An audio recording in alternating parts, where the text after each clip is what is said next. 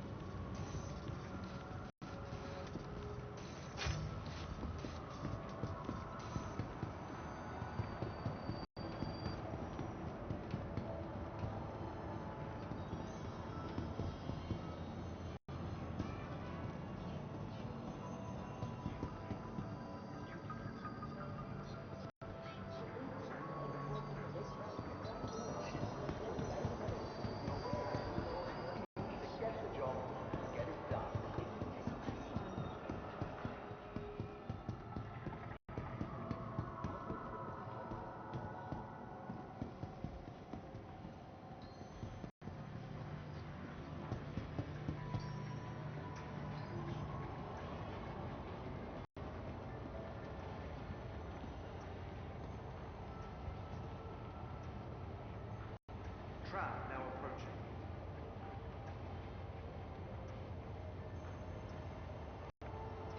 Tram now approaching.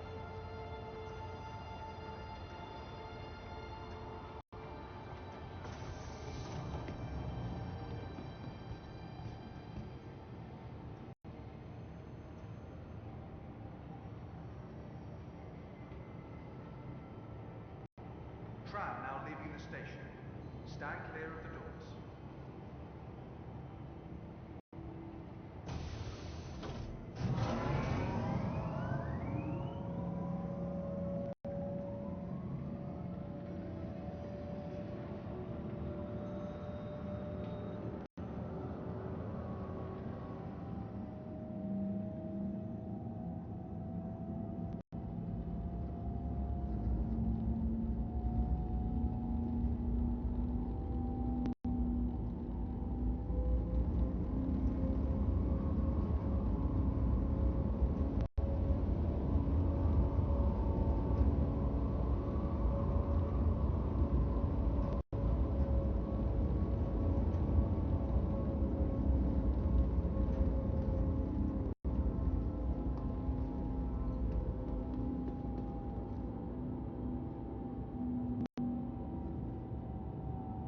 Now arriving.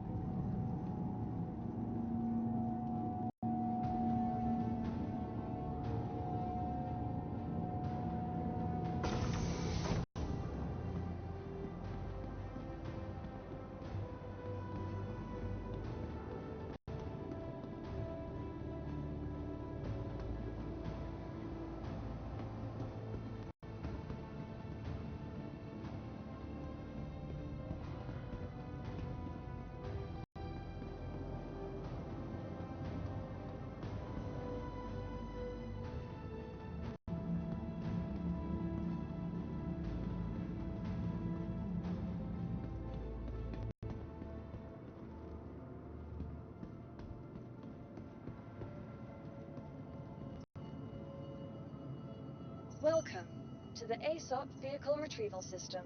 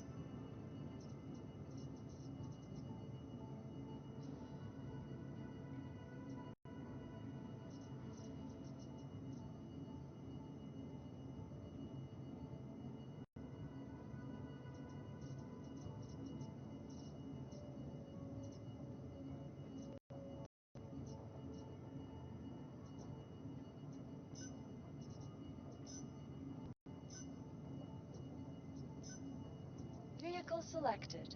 Stand by. Your vehicle has been delivered to the following location. Please visit us. Welcome to the ASOP Vehicle Retrieval System.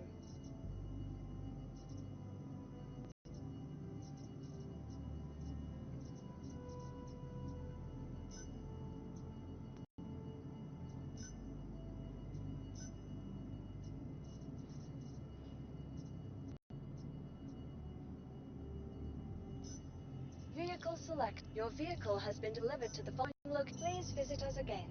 Welcome to the ASOP Vehicle Retrieval System.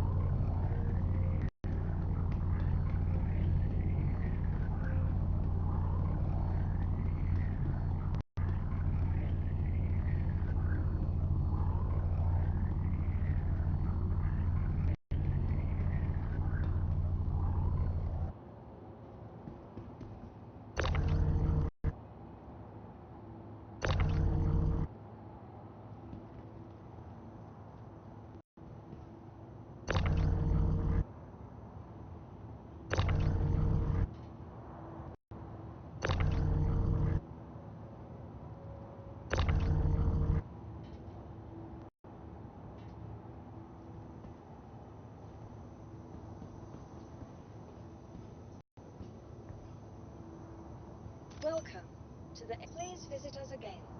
Goodbye. Welcome to the ASOP Vehicle Retrieval System.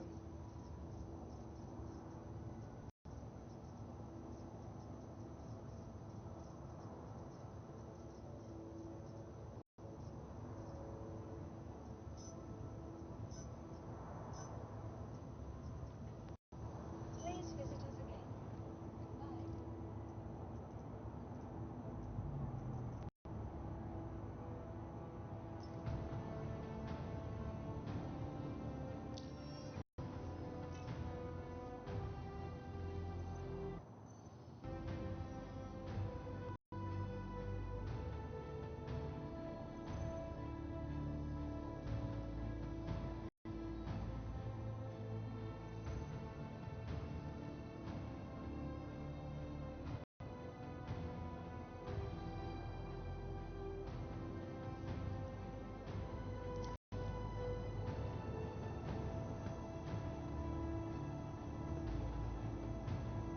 Welcome to the ASOP Vehicle Retrieval System.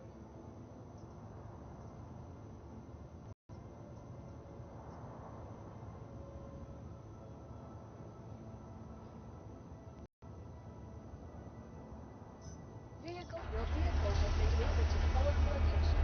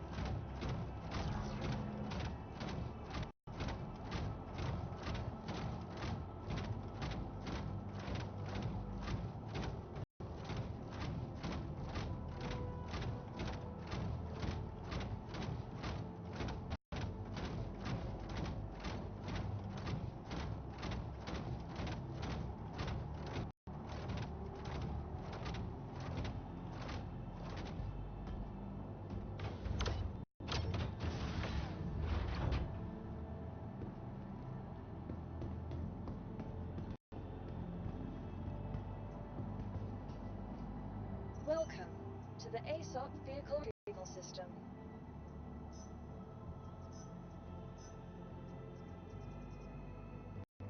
Please visit us again.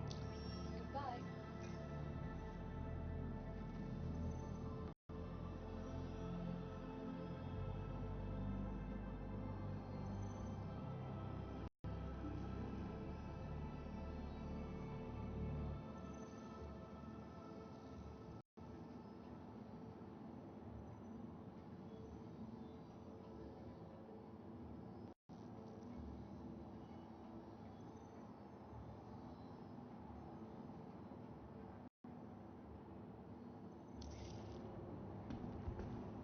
Welcome to the ASOP vehicle retrieval system. Your vehicle has been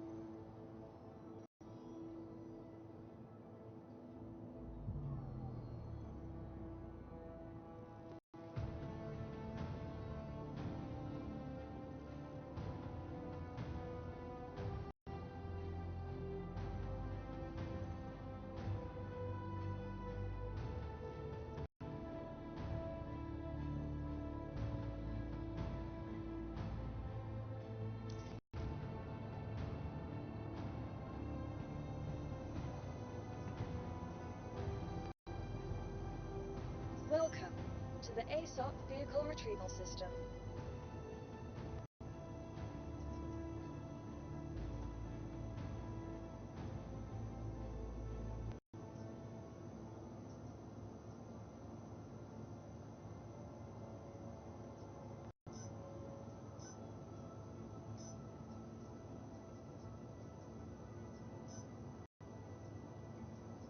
Please visit us again. Welcome to the ASOP Vehicle Retrieval System.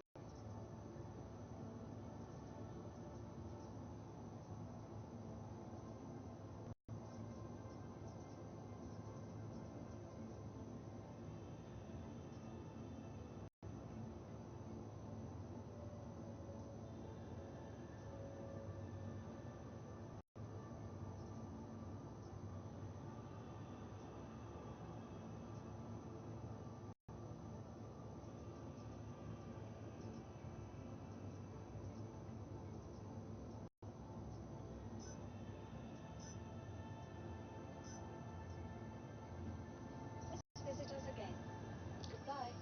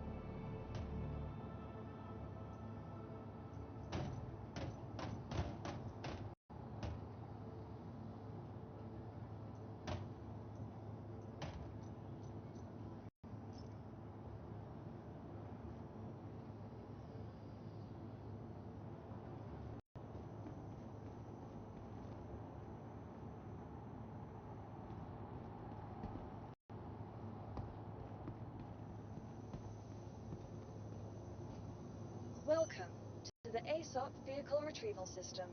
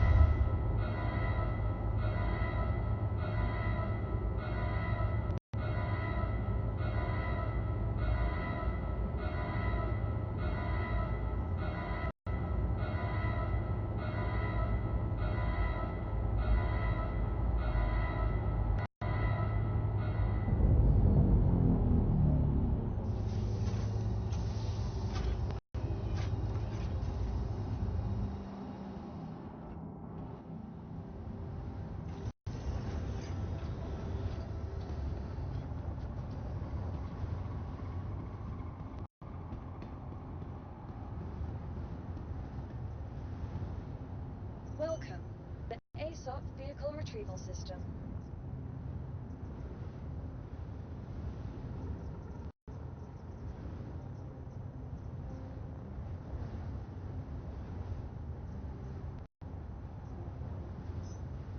Your vehicle has been delivered.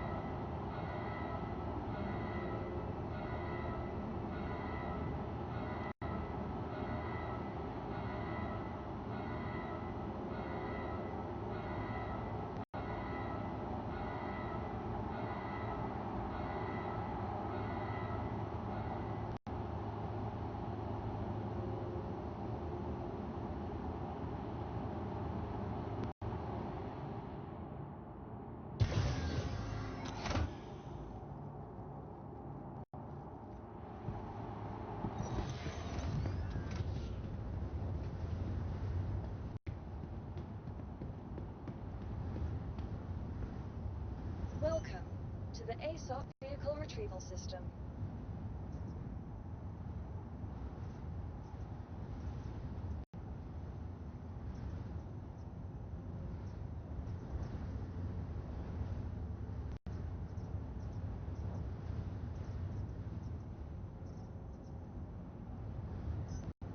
Your vehicle has been delivered.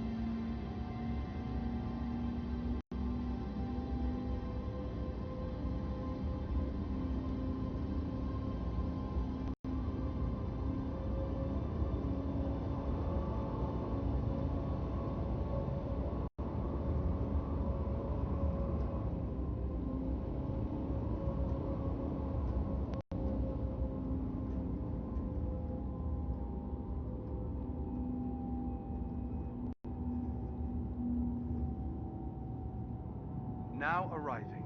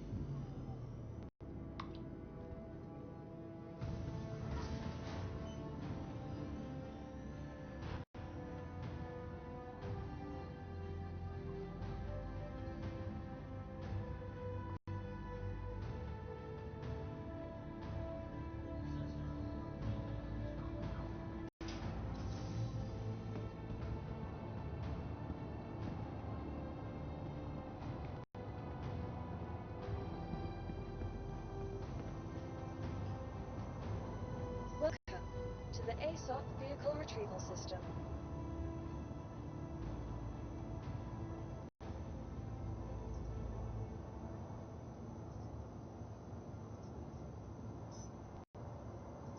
Your insurance claim has been sent. Your vehicle has been delivered to the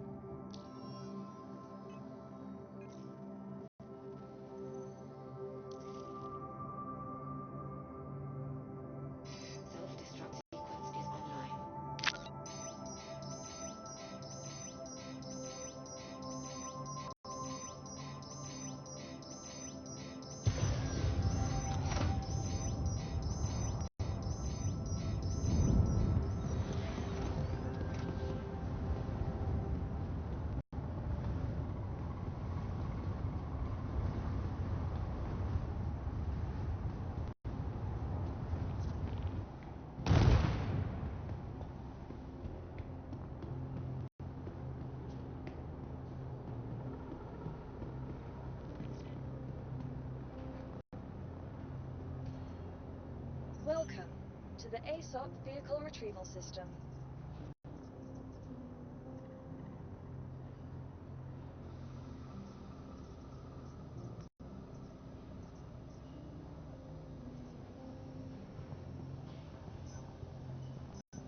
Your insurance claim has been sent.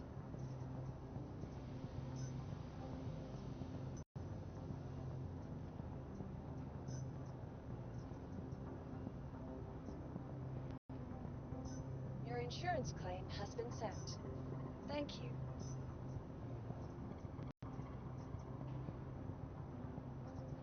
Please visit us again.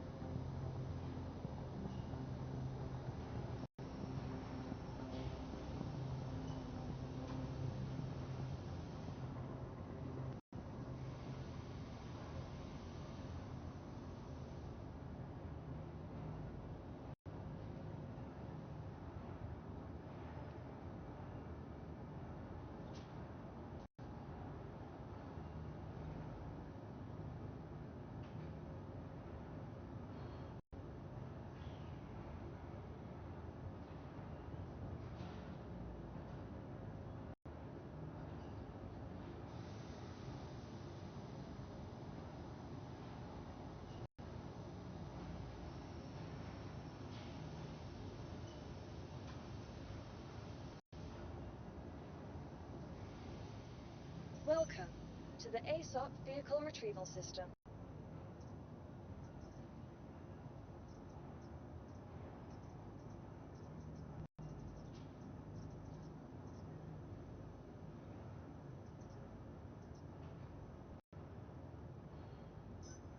Vehicle selected. Please visit us again.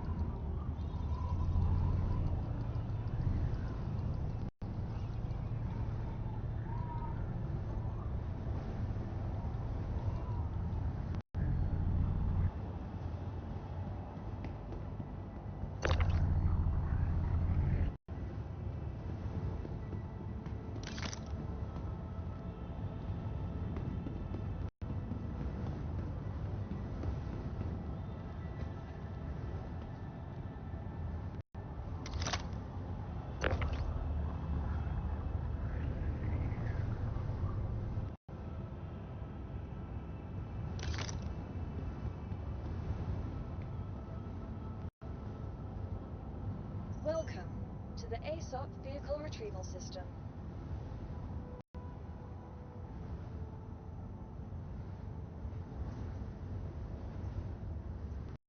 Vehicle selected.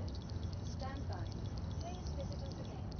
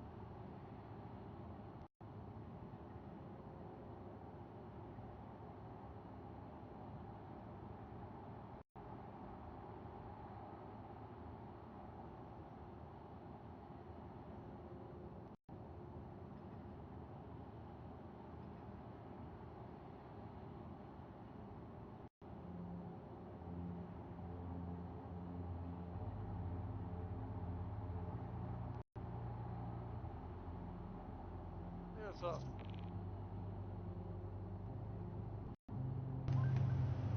Who's that?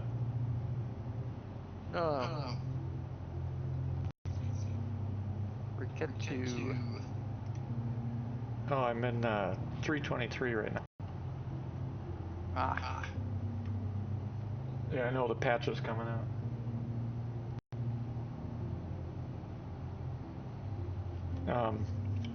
You going into 4.0? When it drops, yeah. Okay. I'll probably do that too.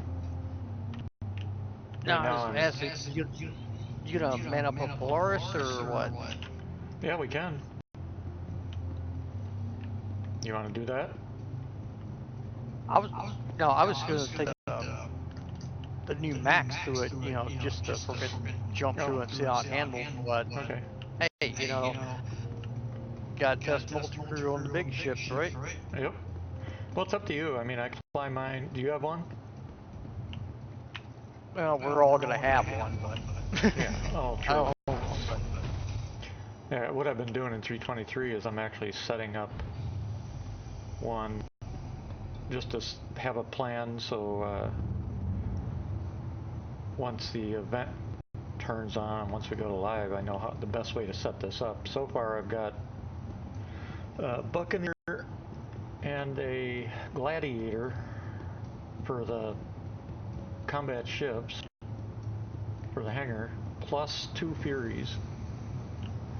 And then in the ramp, so far I've got a TR and an MT for Cyclones for the ramp, plus a mech.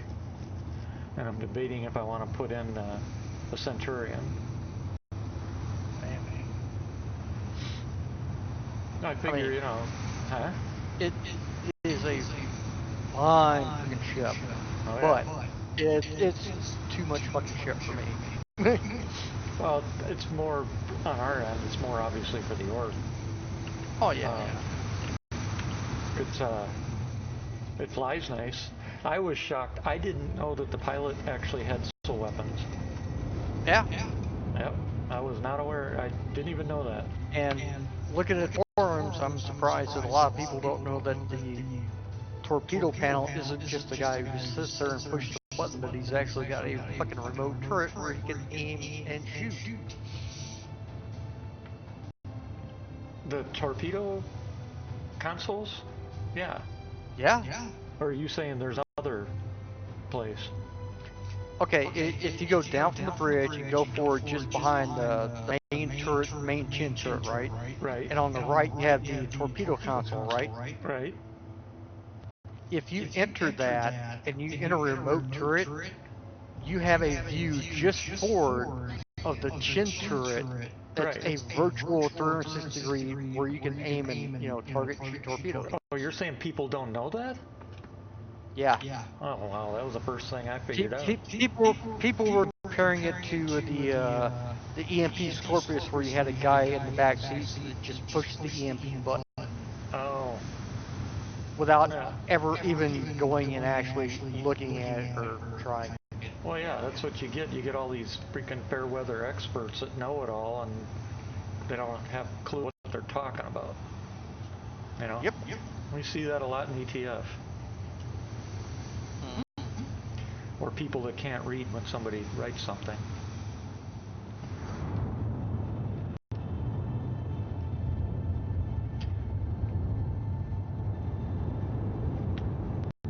Come on. So yeah, I'm basically working to get this done. That way there's a plan, or I've got a plan, or whatever. So all we got to do is load up a Paris for the event once this goes live. Hopefully we can get a bunch of people. Maybe over. Well, it depends on when they go live. I mean, that's gonna make a difference too. Well, okay. I'll look at it like this. You've got the Stanton event, right, which has patch notes. 5 phases, and they say it ends when 4.0 goes live. So 5 phases, 5 weeks. When what goes live? The Stanton event Right. goes until 4.0 goes live. And it's got 5 phases. Yeah, I'm so missing. For some reason, my brain's not catching what you're saying is going live. Oh. Probably because All of my right. hearing issue. I think it's hitting the right frequency, and I can't make out what you're saying. I can hear you fine. I just can't make out the words. Okay. So, the new Stanton event, right? This new Stanton event. Is that what you said? Yeah. Okay. Yeah. Okay. It's going to run until 4.0 goes live. Right. And there were 6, but now there's 5 phases to it. Okay. So if the phases just say last a week,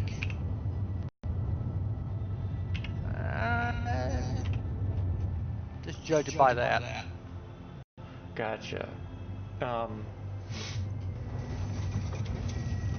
Yeah, also the other thing is, unlike previously, I can tell you definitively that the phases are not freaking easy. What? They're not easy. Yeah. It's I'm trying to do 2 things here at once. The the other night, I took one gladiator. I put a gladiator in here and another ship. Don't remember which one now.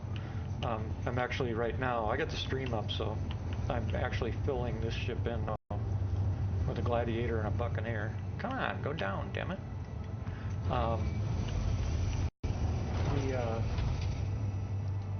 So I went out and I didn't have anybody with me. So I just figured, what the hell, who cares? Mm-hmm. And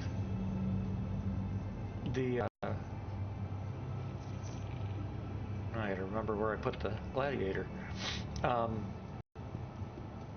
Actually, the buccaneer, I mean. So I went out with the Polaris, and the ship's in the hangar. And the combat with ships was unplayable because it was 4 FPS. It was basically a slideshow. And so I took a gladiator out of the hangar, let the Polaris be in hover, and took out the ships that were attacking the Polaris, which was not a major deal. And then I took Gladiator to the planet where that part of the phase was you had to find and deactivate a whole bunch of terminals all over one of the large UGFs. Well, I get down there, I get landed. It's freaking pitch black, dark night, and a full-on blizzard. And there must have been. Go ahead.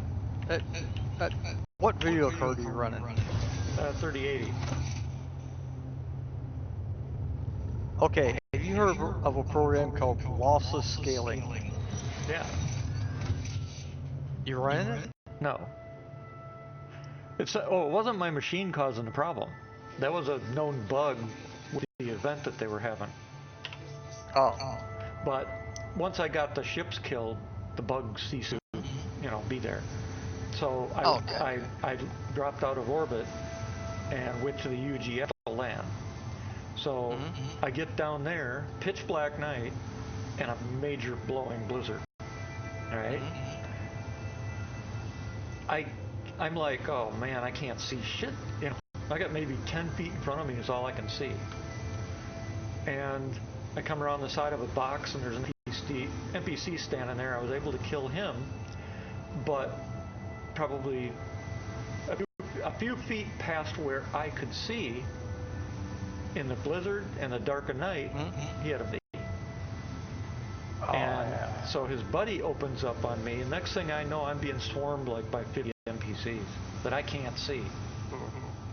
Yeah, it was not fun.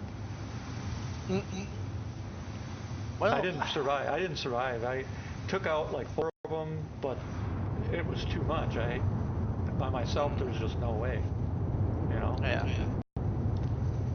But no, with that lossless scaling, I got a 3070 and a 5600X CPU, 32 gig of RAM, right?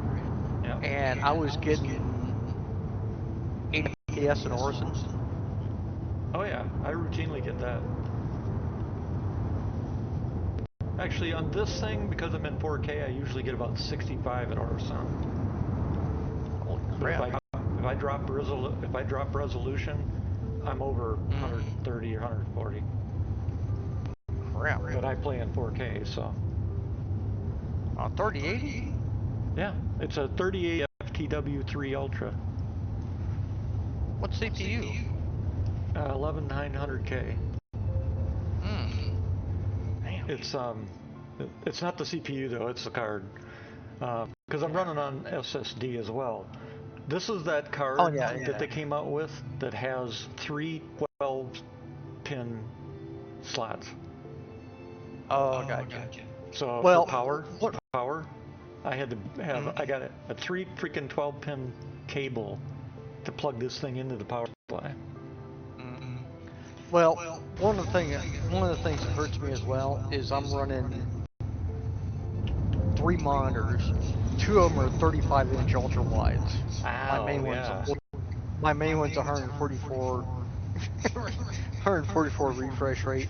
Actually, my side one is actually a 4K monitor that I bought refurbished like 10 years ago. Yeah. It's only capable of like 30 hertz, but I use that as like my Twitch and chat window and shit like that. But so that's a little bit of a performance hit there. Yeah, I tried running SC with multiple monitors, and it didn't work worth a shit.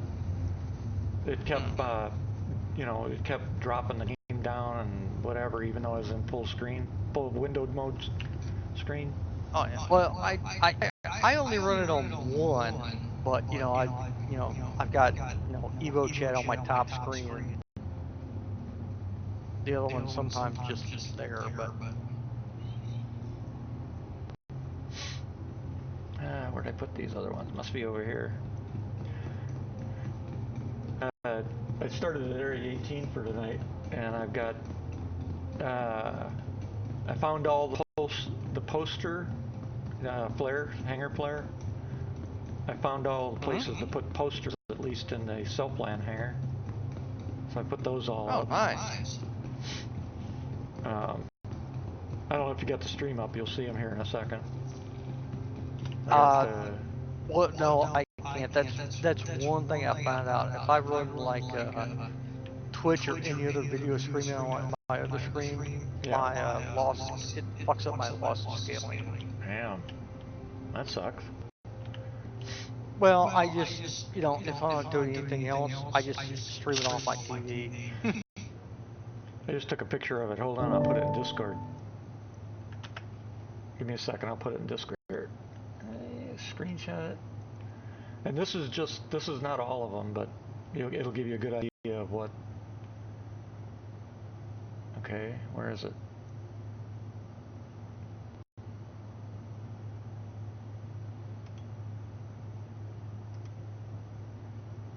Yep, there it is. Discord. I'll put it in the members room. Okay.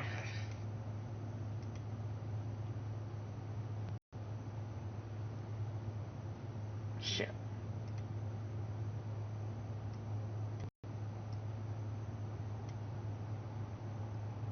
What room am I in? Video, pictures, screenshots. Go to pictures.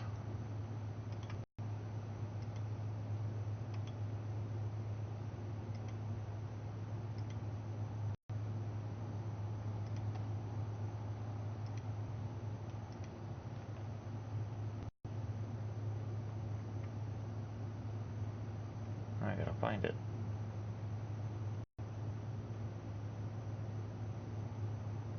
Maybe I shouldn't have put it in this one. I think that's it. Yeah. Yeah, that's it.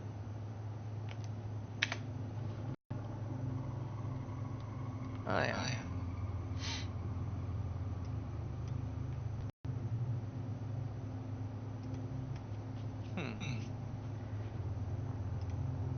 So, found that. Flare is still bouncing all over the place. How'd you actually get it there? I mean, Oh, you do you grab it? like? Here, I'll show you. I was gonna say, you actually pick it up in the inventory terminal and just like walk around with it, or? It's there's little spots on the wall that have these little knobs, and you take it out of your inventory, the poster, put it in your hand, and when you walk up to one of the knobs, it says oh, okay. I got you. I got you. like you'd put a rifle in a kiosk. Yeah, okay. Oh, great. Thank you for that. Yep. Yeah, a lot of people know about it. If you put stuff, if you use a table or something, they still bounce all over the place when you put something on them. Yeah. So you can't use those. But I did find. Well, what I did find though is, you know, all these boxes and stuff they used for their decoration that you can't move. Yeah. You can place stuff on those, and your stuff doesn't bounce around. Huh. So you can give that a try. Yeah. That was my test, because I'd pull out my fish tank and I'd place it, because that's the one thing it didn't bounce around. Right. I get a table and I put a Pico on top of it. Yep. And if it just jumped around, I didn't bother with anything else. Yeah, it's if you put it on any of the items that are laid out by SIG, the permanent type layout. Oh, hey, it's ready for download. Let me pull up. Ah, shit! It's gonna make me exit the damn launcher. All right.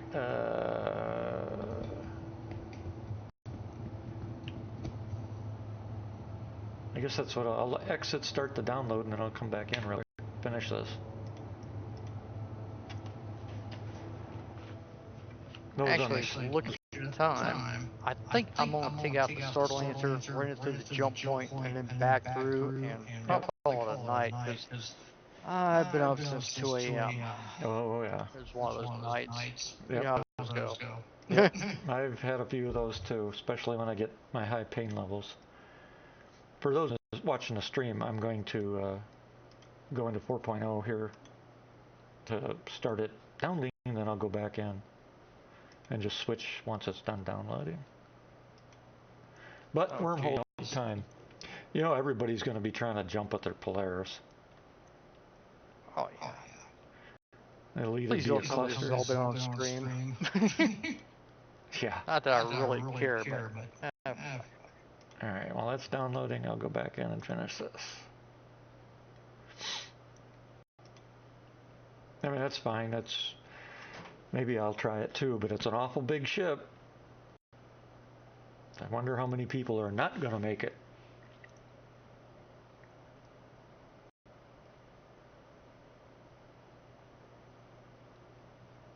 The other ship I haven't tried is Carrack or 890 Jump either. I've done a Carrack. How was it? Carrack was actually easier than I thought. Yeah? Andromeda was just pretty easy. I wish they had something that gave you a little more of an idea of where you were in the tunnel. Plus, you know, the little, crosshair where you're actually pointing. Right. When you're in the tunnel, you can't even see that. You just gotta guess. Yep. Yep, that's true.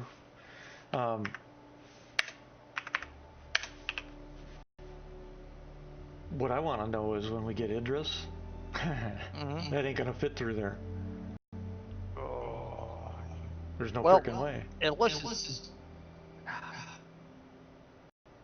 it's actually bigger than we think, because I've seen people go through it in a Carrack in third person. Yeah. And just breeze through it. But if I'm in first person trying to do it, I tend to like clip stuff, because I think it's just really just a matter of perspective. Yeah, but Idris is a lot bigger than a Carrack. It's a lot bigger than a Polaris. Yeah. Oh, I guess we'll find out someday. Yeah. And yeah, what they should do, is they should have a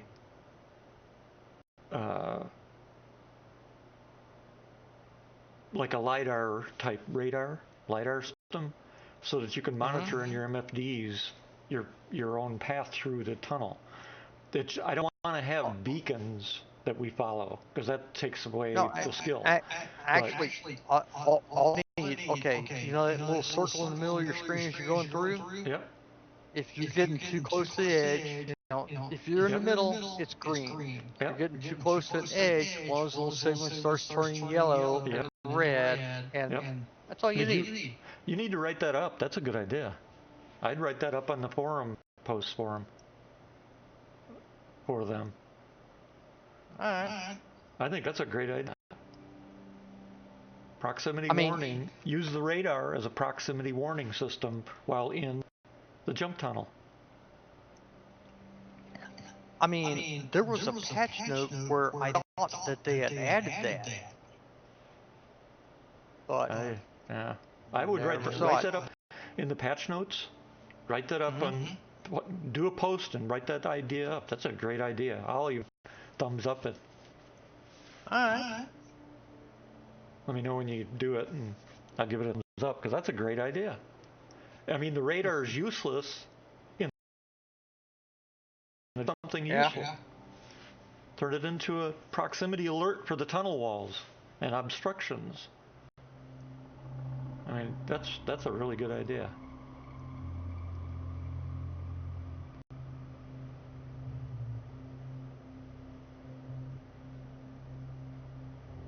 Of course, don't say anything in ETF, because otherwise people will go, oh, it's a sucky idea. No, you know. Nope.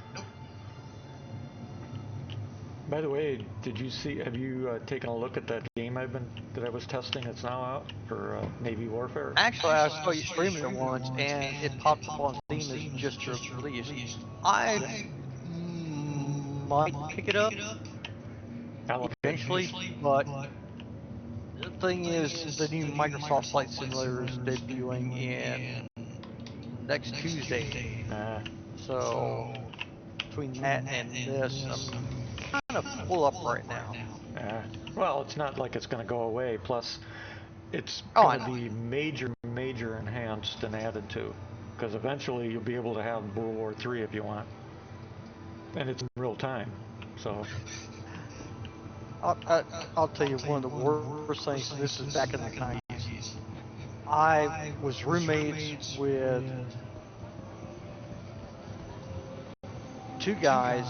One of them was a radioman, one of them was an ESM tech, submarines.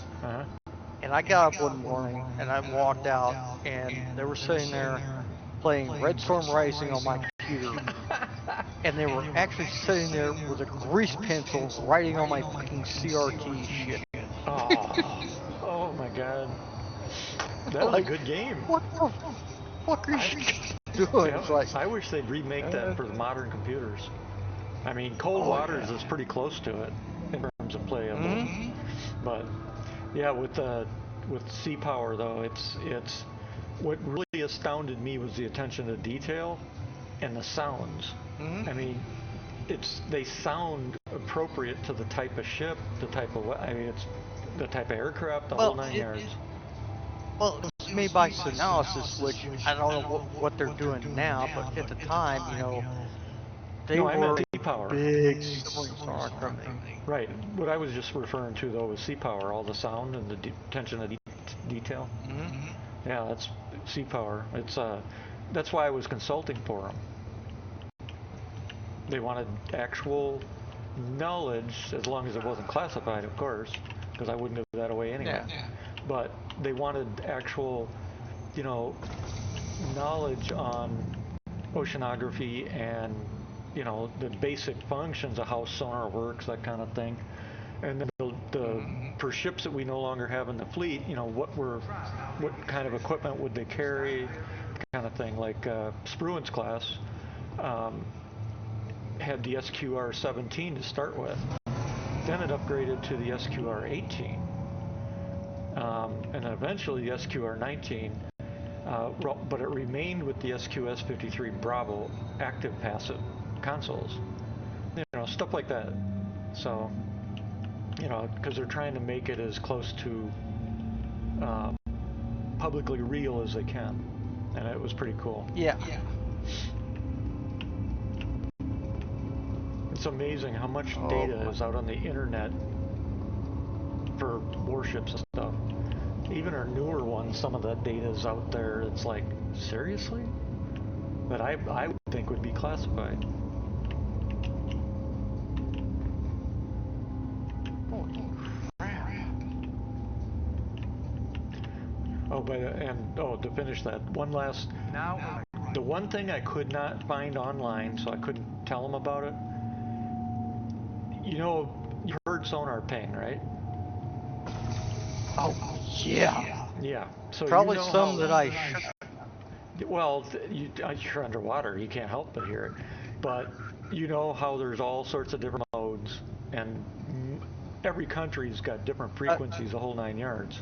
Okay. Tell me if this sounds familiar. Three Blind Mice. Mm-hmm. Yep. Yep. Yep. I've heard that before. Yep. Can't say what it is because we're streaming, but yep. Yeah. Not only that, the stuff like they are trying to reproduce as many sounds of sonar as they can, and I said that I can't help you with because that's all harmonic frequencies and reverberation, stuff like that, and I can't talk about that stuff because that's classified, at least for the U.S. Navy.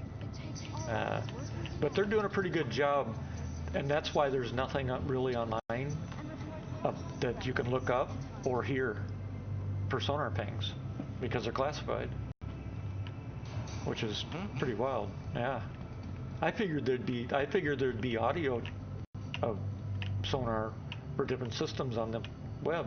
There's not. There's some old systems, World War II, maybe Vietnam era, but that's about it that I could find. I was really surprised by that, but it makes sense because you can pull the frequency. One thing I've heard for sonar stuff and like that is stuff like when you're deep, it's like shrimp. Yeah. And shrimp sounds really creepy when you're deep. Yeah. And the usual whale stuff and stuff like that. Yeah. We usually describe shrimp as popcorn. Yeah. What I like listening to were the dolphins and the whales talking, because they talk to each other, and it is just freaking damn cool to listen to. Yeah, I miss those days, man. Even after I switched my career path in the Navy, I guess I'll say, I still missed it. I missed being on board the tin cans and being at sea. Even in rough weather, I was one of those that I loved to just rock and roll, man. I had a blast. It's funny because 98% of the crew gets sick. But I was one of the few that didn't.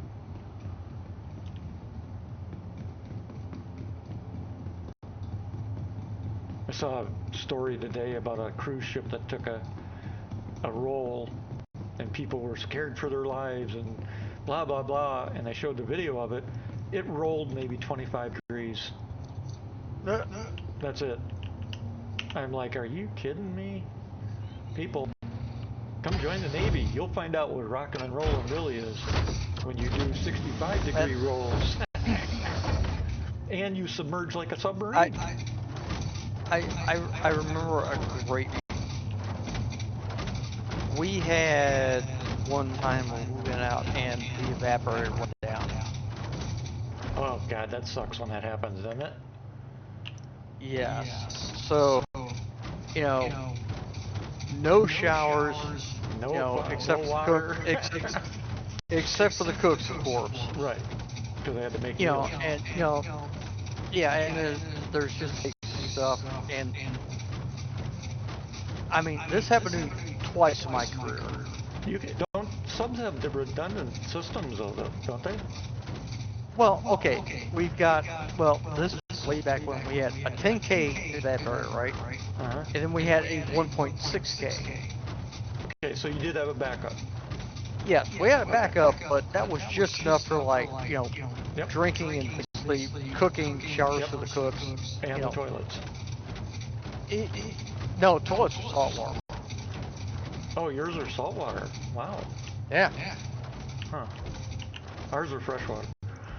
Because of corrosion. So, and, well, the first one, we were out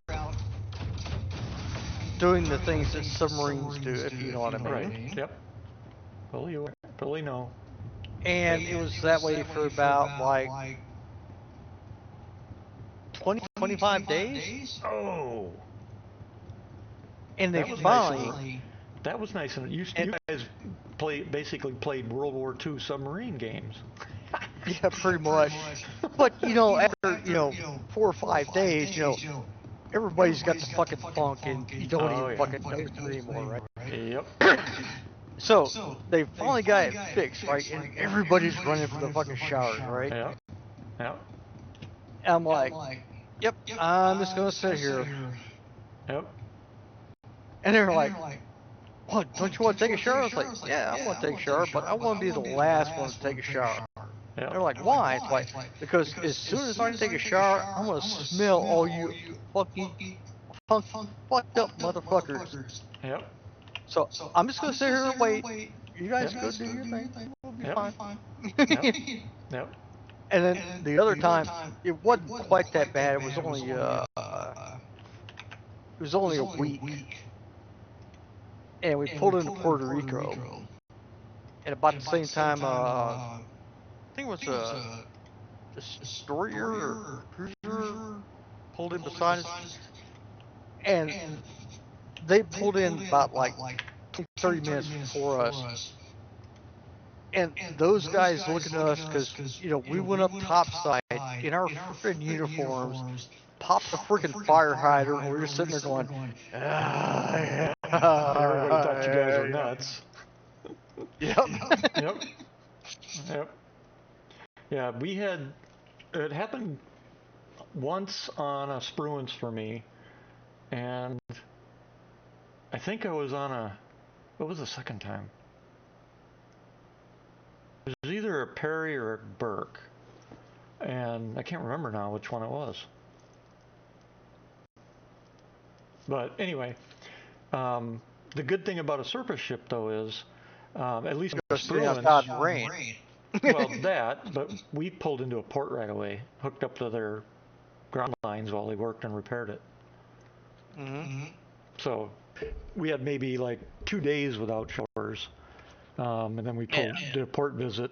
And on the Spruance, it was to Italy because there was also a tender base there, the USS Puget Sound. You can imagine what the actual name was by the crew. Puget Sound, Pubic Mound. Yep. And it was funny because I ended up almost dying there. They had, we pulled in, we had come out of the Arctic. So it was like 24 hours we went from sub-zero weather to the humidity of midsummer Mediterranean. Oh God. And by the time we got to Gaeta, I didn't feel good, and I had no idea why. Now, I'd never been sick before in my life, and so I didn't know what the hell was going on. And the sick bay didn't have any clue, and they said, but if I wanted to, I could go over to the tender and be seen by a doctor. So all I remember is getting on. They had an old World War II landing craft that was shuttling people from us to the port because we were anchored out.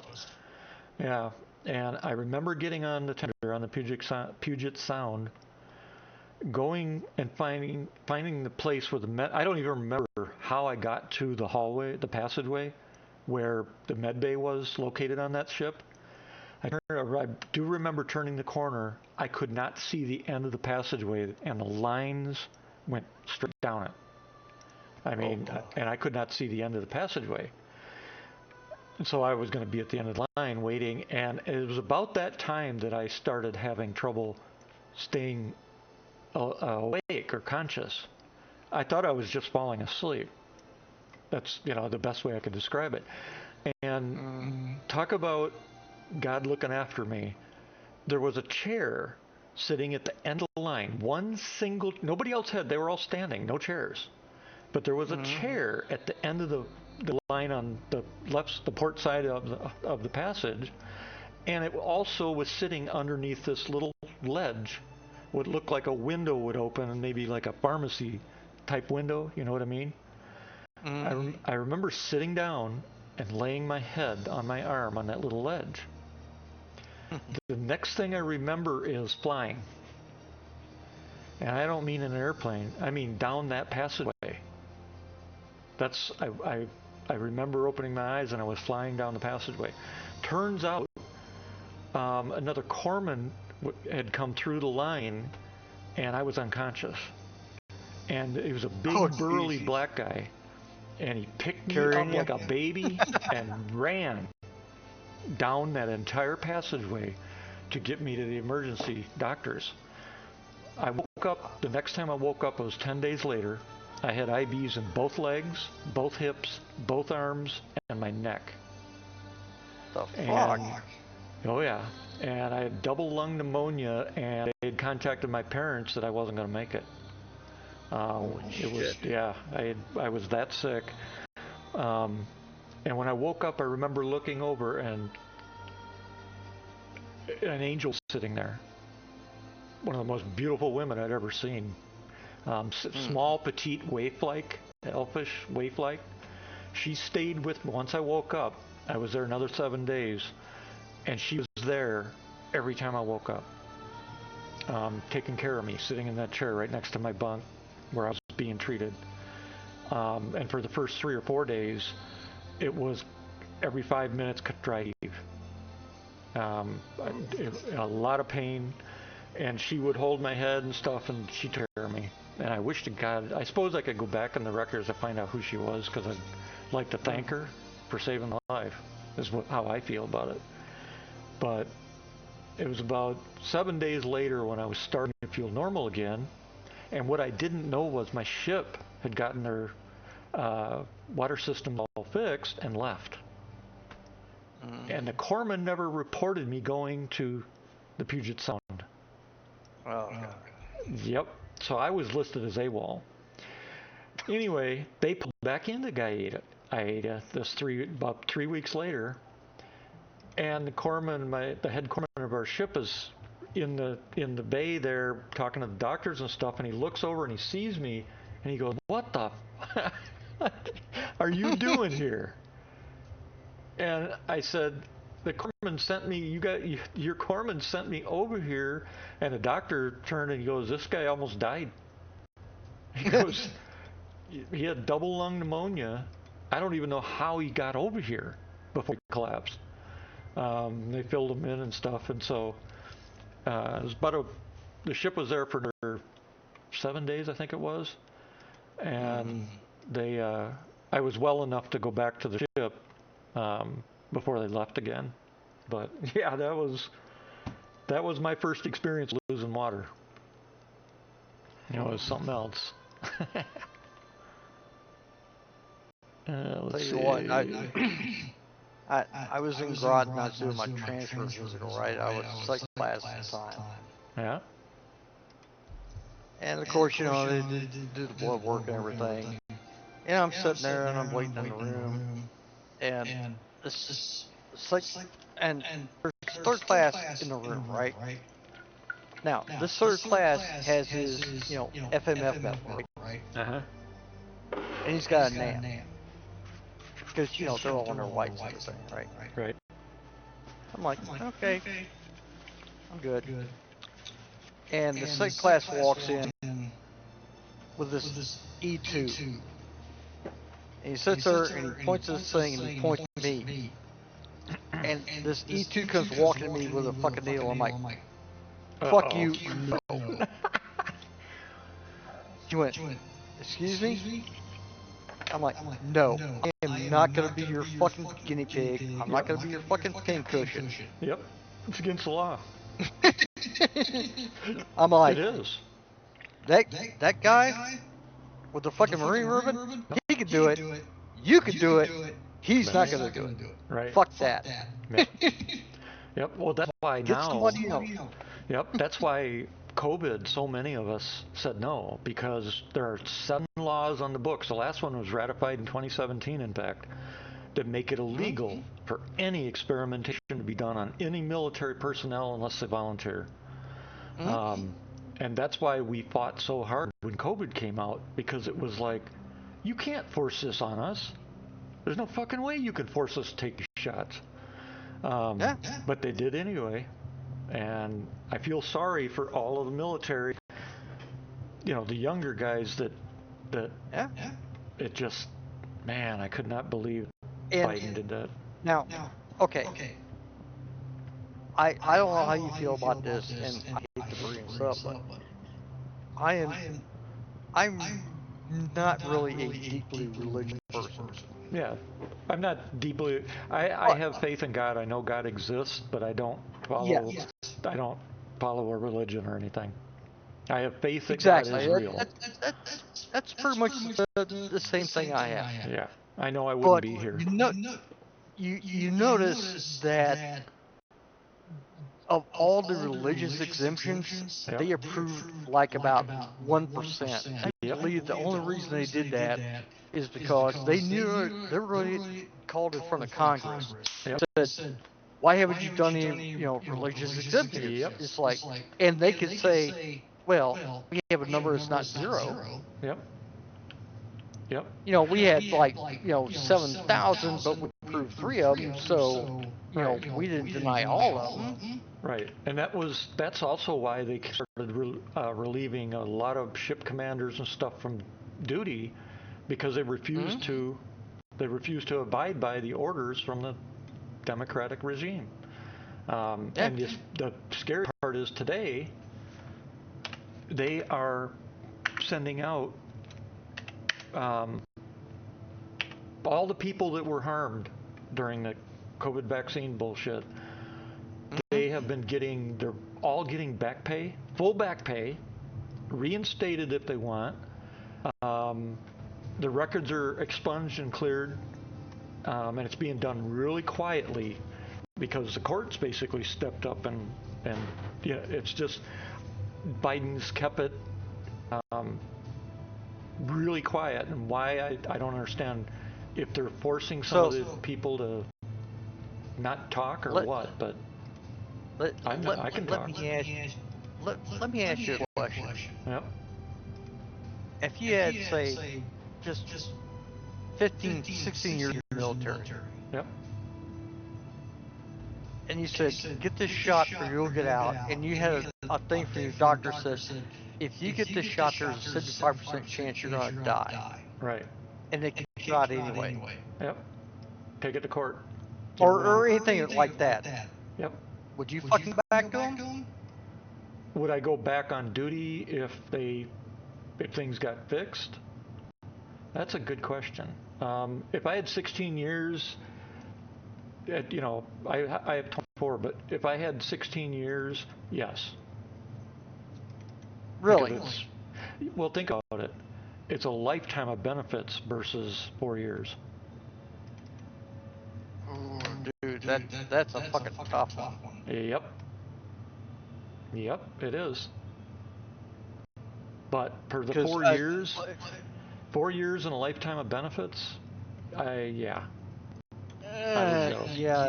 Well, keep in mind, everything's changing now. Yeah. So at this point, I'd jump on it. I'd jump on it now. I'll tell you a story from back in the. This was back in 1990. Yeah. Had a friend, he was first class sonar tech, right? Yep. He was coming from retirement. Yep. And his wife said, You know what? Fuck you. I'm leaving you. And she was thinking that, you know, the 10-year rule, she was going to get half of his retirement. Yep.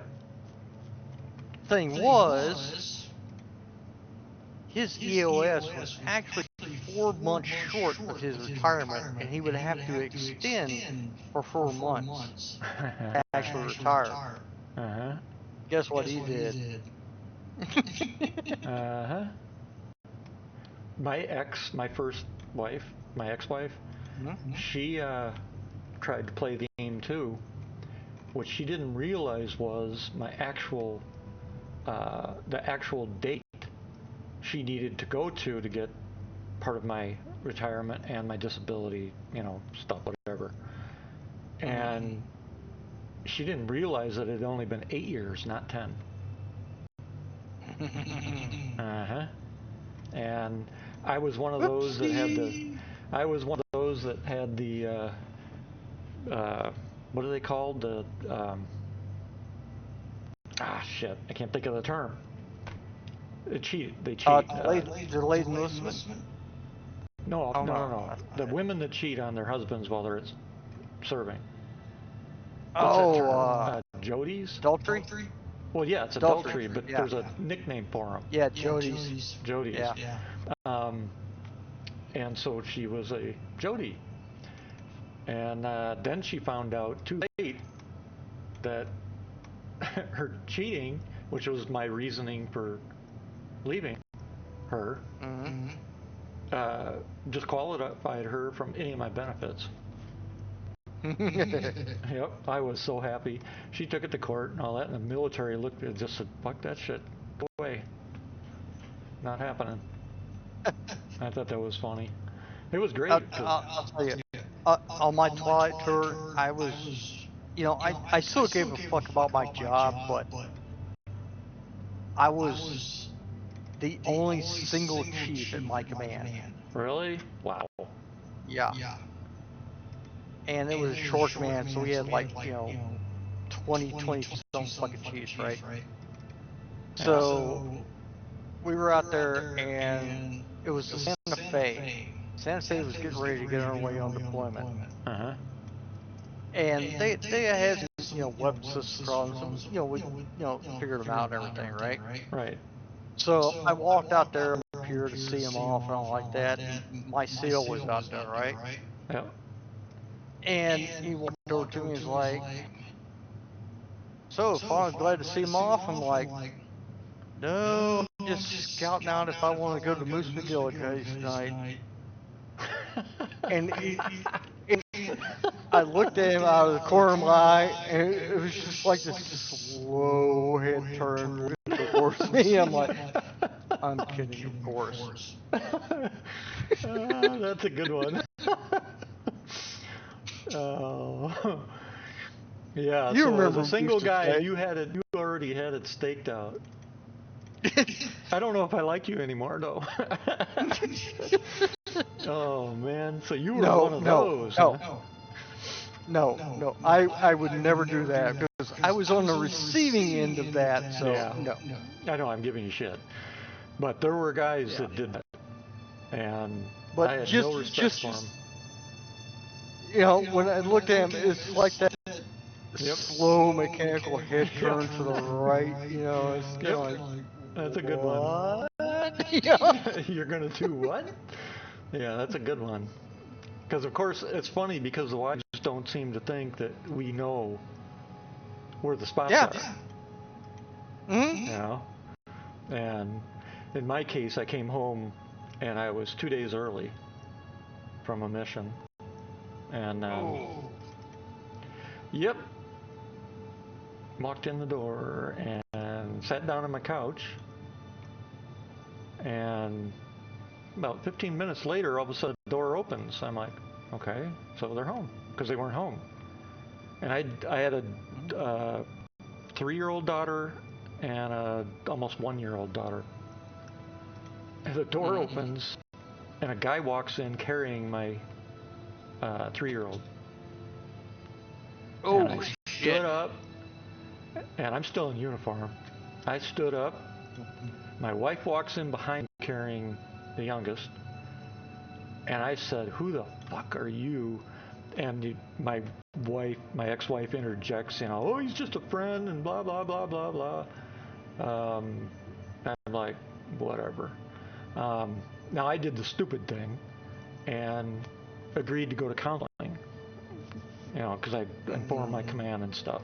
And so they wanted me to go to counseling and all that, because in what I was doing at that time, we had to be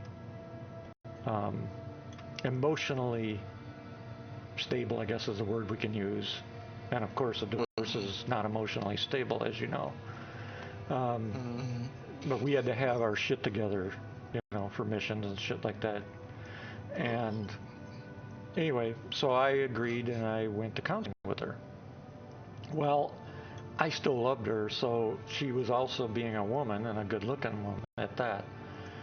She used her womanly ways to convince me that things were going to be fine and we were okay, and blah blah blah with the counseling, and nothing happened, and whatever. And I believed it.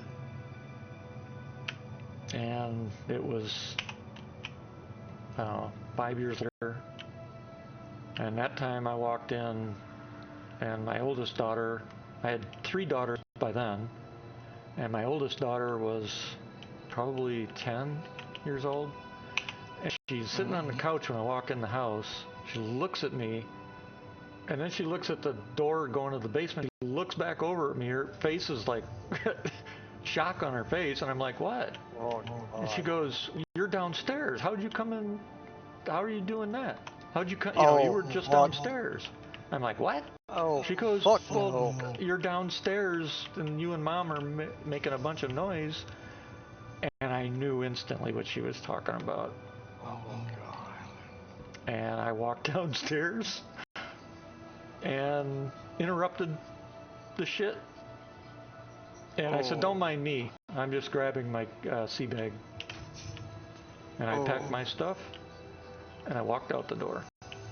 And I left a note on the kitchen table. It basically said, "Contact me when you want to talk about custody and placement and child support." And I want visitation with the girls. And that was the end of that marriage. My first marriage. So, Mine. Okay. I'm gonna admit, I was an idiot. I thought I had this freaking nailed because when I got married, I was a third-class torpedoman on the Indianapolis. My father-in-law was a first-class quartermaster on the Phoenix. mm-hmm. She was the daughter of a submariner. Oh. So she knew exactly what she was fucking getting into. Yep. So, things go on, we get married. She didn't like being in Hawaii. Well, I like being in Hawaii, but I didn't like the prices. And this is back in the early 80s, so we go to Norfolk. Get to Norfolk. She's pregnant with our kid. I'm on the Baton Rouge. It's getting ready to go over to Puget Sound on the West Coast to decommission. She's 6 months pregnant, and we're talking about moving across country, right? Yep. And now this was 92. Oh, 91. And That was the same time I got divorced. Same year. Or left her. The same year I left her. Well, here's the thing. Talk to the detailer, right? Yeah. Work some stuff out. There was this guy who was trying to get to the West Coast and couldn't. He was on the Boise, who was in PCU at the time, right? Uh-huh. Guy had been trying to get to the West Coast, couldn't do it. I want to fucking stay here. Boise was supposed to stay there. So we worked it out, right? And we just kind of like swap places. Uh-huh. My command did an interview with him. His command did an interview with me. It's like, oh yeah, this is good. We can swap them. Detailer's like, boom, you're good. Good. So jump over there, go out and do the friggin' 2-week sea trials, come back home, empty fucking apartment, she's fucking gone. Oh, jeez. Now, here's the thing though. I did 3 years on the Indianapolis. Uh-huh. I'd already done 2 years on the Baton Rouge. And in order to do this little fucking swap to keep us there, I just signed on to another 2 or 3 fucking year sea tour on another fucking boat. Ouch. And then she fucking leaves. Ouch. So you got a bonus too, didn't you? No. Oh, I you didn't didn't? get fucking shit.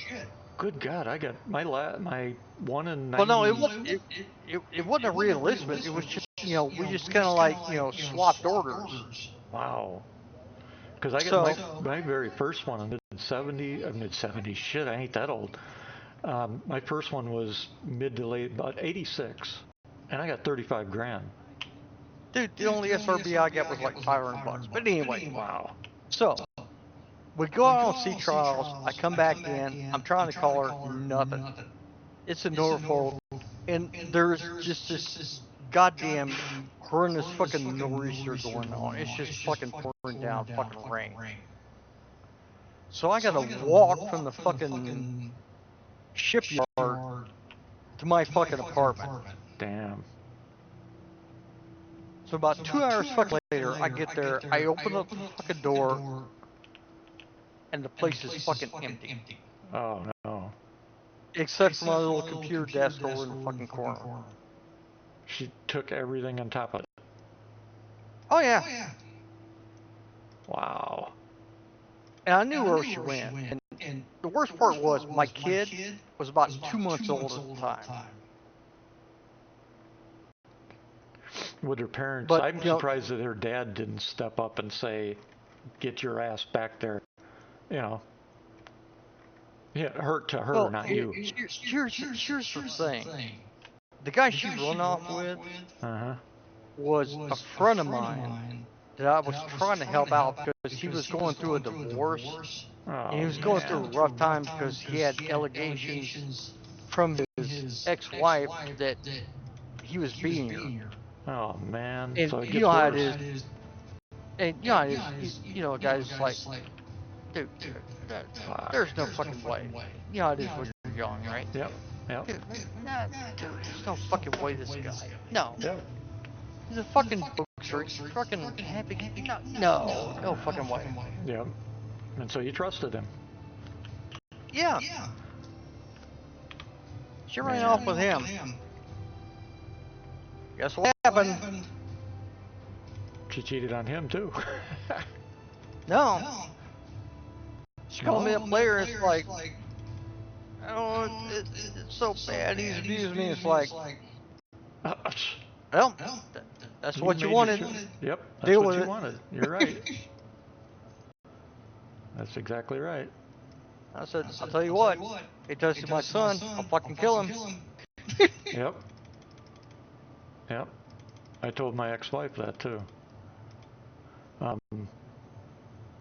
Because she was seeing a guy that,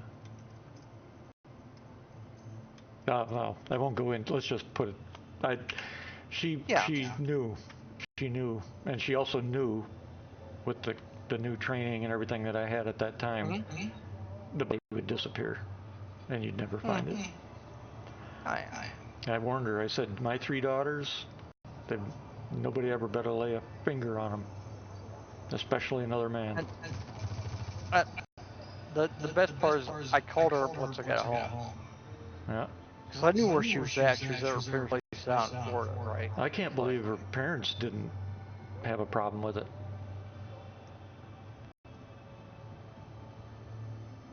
You know? I don't know if they did or not. I've never known. Yeah. I said, so, left me, huh? It's like, she's like, yeah, I want child support, and I want alimony. I'm like, child support? Fine. Alimony? Nope. I don't think so. Yep. She went, why not? It's like, well, what are you going to do with that money in prison? Yep. She went, prison? I'm like, yeah, you took my son without my consent across state lines. That's kidnapping. Yep. You cross 5 state lines going to Florida. That's federal kidnapping. Yep. So, I asked my question again. What are you going to do with all that money in prison? Yep. Guess how much alimony I paid? 0. 0. Yep. I say I didn't use that one, but I also never paid any alimony. And ironically, 2 years later, which was hard to deal with what I was doing, I ended up with custody of all 3 girls. So it was a learning curve. I'll tell you what, I only have one kid, my son, David. Love that kid. And he, for a long time, only had his mom's side of things, right? Yep. He did come and visit me when he was 16. Yep. And I didn't really go into it because I didn't want to, like, I didn't want to think it was like, well, your mom told you this, but this is how it really happened. But, you know, I just, I was just trying to be dad, Yep. And I think he got from that what his mom said wasn't entirely true. Oh yeah, that's what they do, I had the same problem. Well, he contacted me. Well, this is like years ago, right? It's like, Yep. Hey, I got this girl and everything. It's like, hey, here's your grandson. I'm like, wow, great. This is fucking fantastic and all like that, right? Uh-huh. And as time went on, this through Facebook, everything, I kept trying to communicate with, and then communication just fucking stopped. I'm like, And then I didn't hear anything. And finally, I called him online one day. It's like, dude, what the fuck's going on? He's like, well, I found out, when he was about, 2 months old that, she was cheating on me. And this was in voice chat, and my reaction was like, wow, really? That really fucking sucks, doesn't it? Yep. And he stopped, it was just silence for a second, and he's like, okay, Dad, I get it. I'm like, do you? And he's like, yeah, I get it. I'm like, now you see what happened with me and your mom? Yep. It's like, yeah, I'm like, dude, I'm sorry you had to fucking figure it out this way, but there you fucking go. Yep. And, Yeah, I ended up spending the next 24 years single. oh, I've been single since 93. Yep. I made it 24 years, and I had more women than I ever imagined in my life. But when with my daughters, when I took custody, it was a major learning curve in the sense that my team could be called to go anywhere at any time, right? So I had to figure out how to have a trustworthy nanny, somebody that could live in, because of that situation type thing when I left. And I got it figured out. It was tough at first, but yeah. And then, so I did a lot of dating and stuff because I'd learned my lesson. And then when I came home after my last major injury, why is this not working? when I came home and Keep talking. Another flight for a second because I'm taking a piss. That's fine. My mic. Vehicle retrieval system. When I came home and or when they medically retired me, I guess, when I was medically retired due to that in 2014, or no, 2012, sorry, is when I came home, and then 2014 was when I was retired.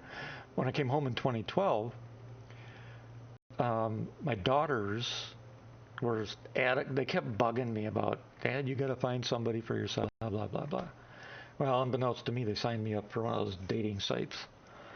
And I never knew it until one day I got this email. And I opened the email, and there was a note in the email from that dating site with the text of what a woman had written in her picture.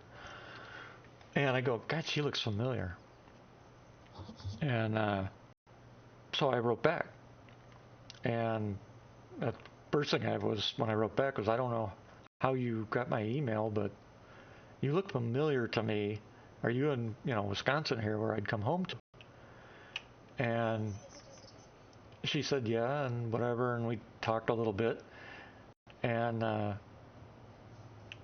kept saying, you look familiar. And she goes, well, I looked you up and saw you were on this website. And I'm like, I am?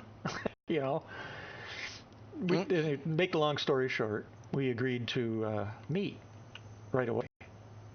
And which I thought, made sense. Why pull something out or push it wide when, why is this not loading my ship? When, first impressions are a thing.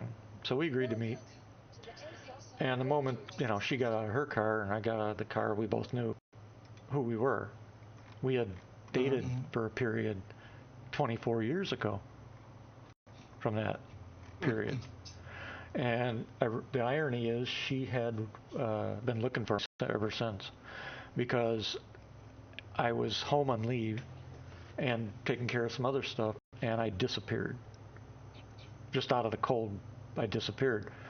And she never knew where I went, who I was, none of that. Because I couldn't talk about it, of course.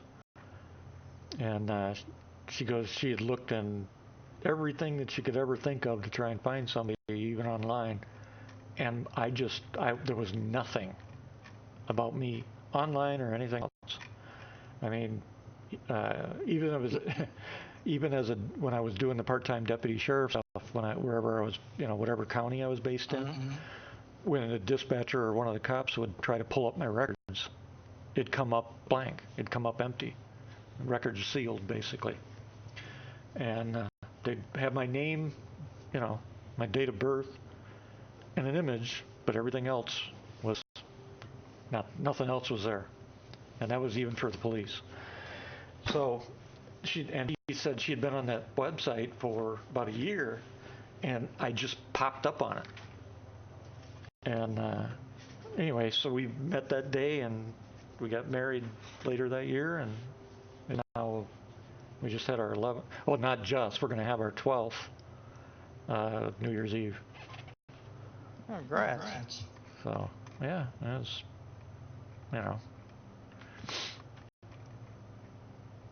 And I told every woman I ever dated after my divorce. I told every single one of them on the first date, including my current wife.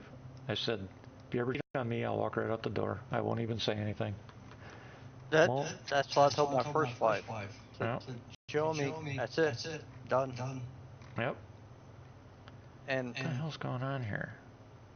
I guess she didn't fucking believe me, but. Yep.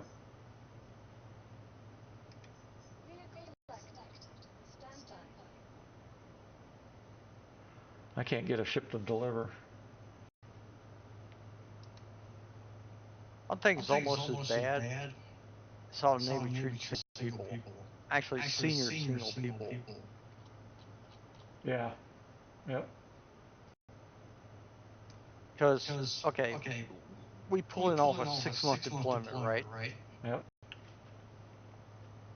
And, you got all the wives and girlfriends on here and everything like that, right? Yep. So I get up, climb up the hatch, walk across the bow, walk out the boat, walk down the pier, you know, probably 30, 40 feet or so. Just standing there smoking a fucking cigarette. Here comes the chief of the boat. Hey, Art, what the fuck were you down there doing? This. I just looked at him a moment. You know what, cop? Fuck you. Yeah. I'm like, I will go down and finish fixing up the boat for being in port as long as every other single motherfucker on the pier goes down before me. Yeah. They don't get special treatment. Yep. I agree.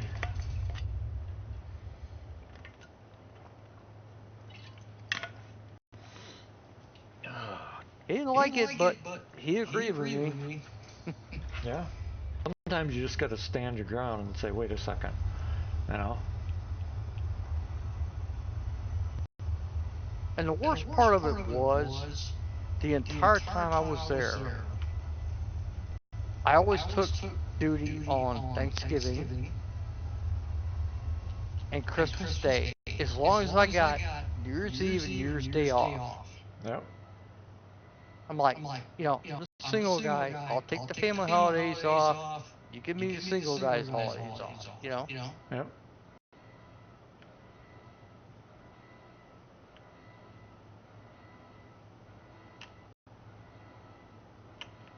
Wow. That was messed up. Now I have two Polarises, one down below and one up above. Actually, my star system is so fucked up, I would have to reboot, but... It's yeah, some kind of server delay that was it's just they got to get that shit fixed. That's no ifs ands or buts about that. Yeah, a single guy has always got the shaft end when it came to that kind of stuff, and married against, you know, they usually tried to accommodate married people, but so the single guys, we single people got all the duty and everything else. What was nice is after I took custody of the kids, I got out of that shit duty because I had 3 daughters that I was raising myself.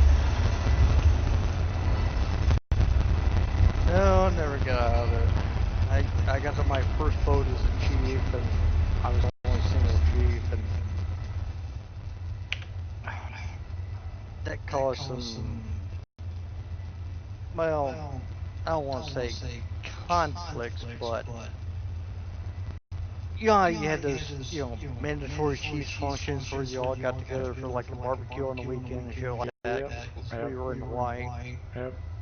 and you know, I'll go over to the cop's house. I'm just sitting in the corner with a fucking beer in my hand. Yep. Yeah, because you're single. There. Yeah, because you're single. Yeah. Well, and here's the thing. Cop comes over, it's like, why are you sitting over here? Why don't you get out and, you know, join the conversation? I'm like, okay, cop, let me ask you this. Which conversation should I join into? We have conversation A over there with the couples deciding on where they're going to buy their new house. And conversation B over here where they're deciding their next family vacation. We have conversation over here C where they're talking about how well their kids are doing in school sports. So tell me, which one of those conversations will I fit in best with? Or should I just stand there and just walk up there and just, you know, nod occasionally and take a sip of my drink? And he's like, you really don't feel comfortable in these things, do you? I'm like, Nope. bingo. Yep. Wow, Like, HUD's fucked up. I said, you know, you want me to mingle? How am I supposed to fucking do that? Yeah. I have nothing in common with these fucking married people. Yep.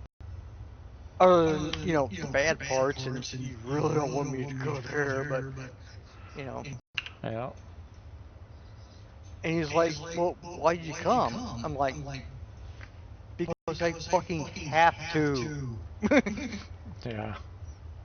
I never had problems like that, but, everybody has a different experience, of course. Yeah. But, then again, the cop says, well, if you don't feel comfortable, you don't have to show up. But then again, if you don't show up, all the rest of the chiefs are like, what the fuck are they here? And it's like, fucking God.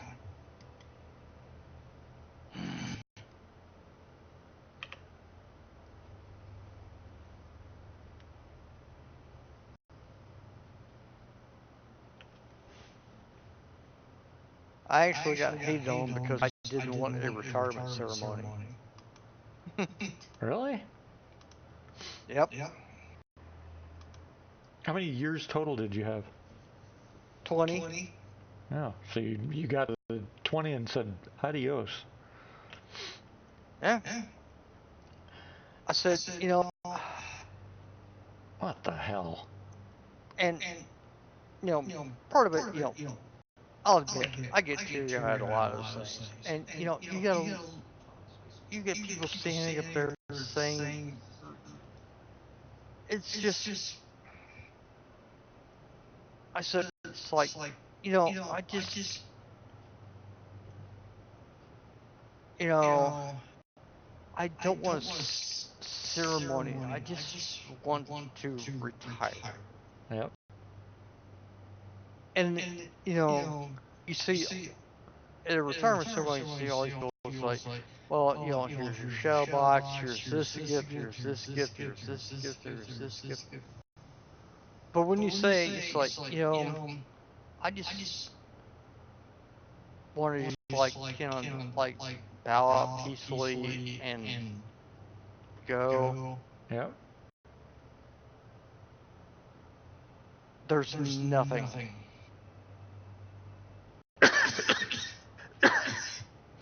Yeah, they should have respected it too. Let me put it like this.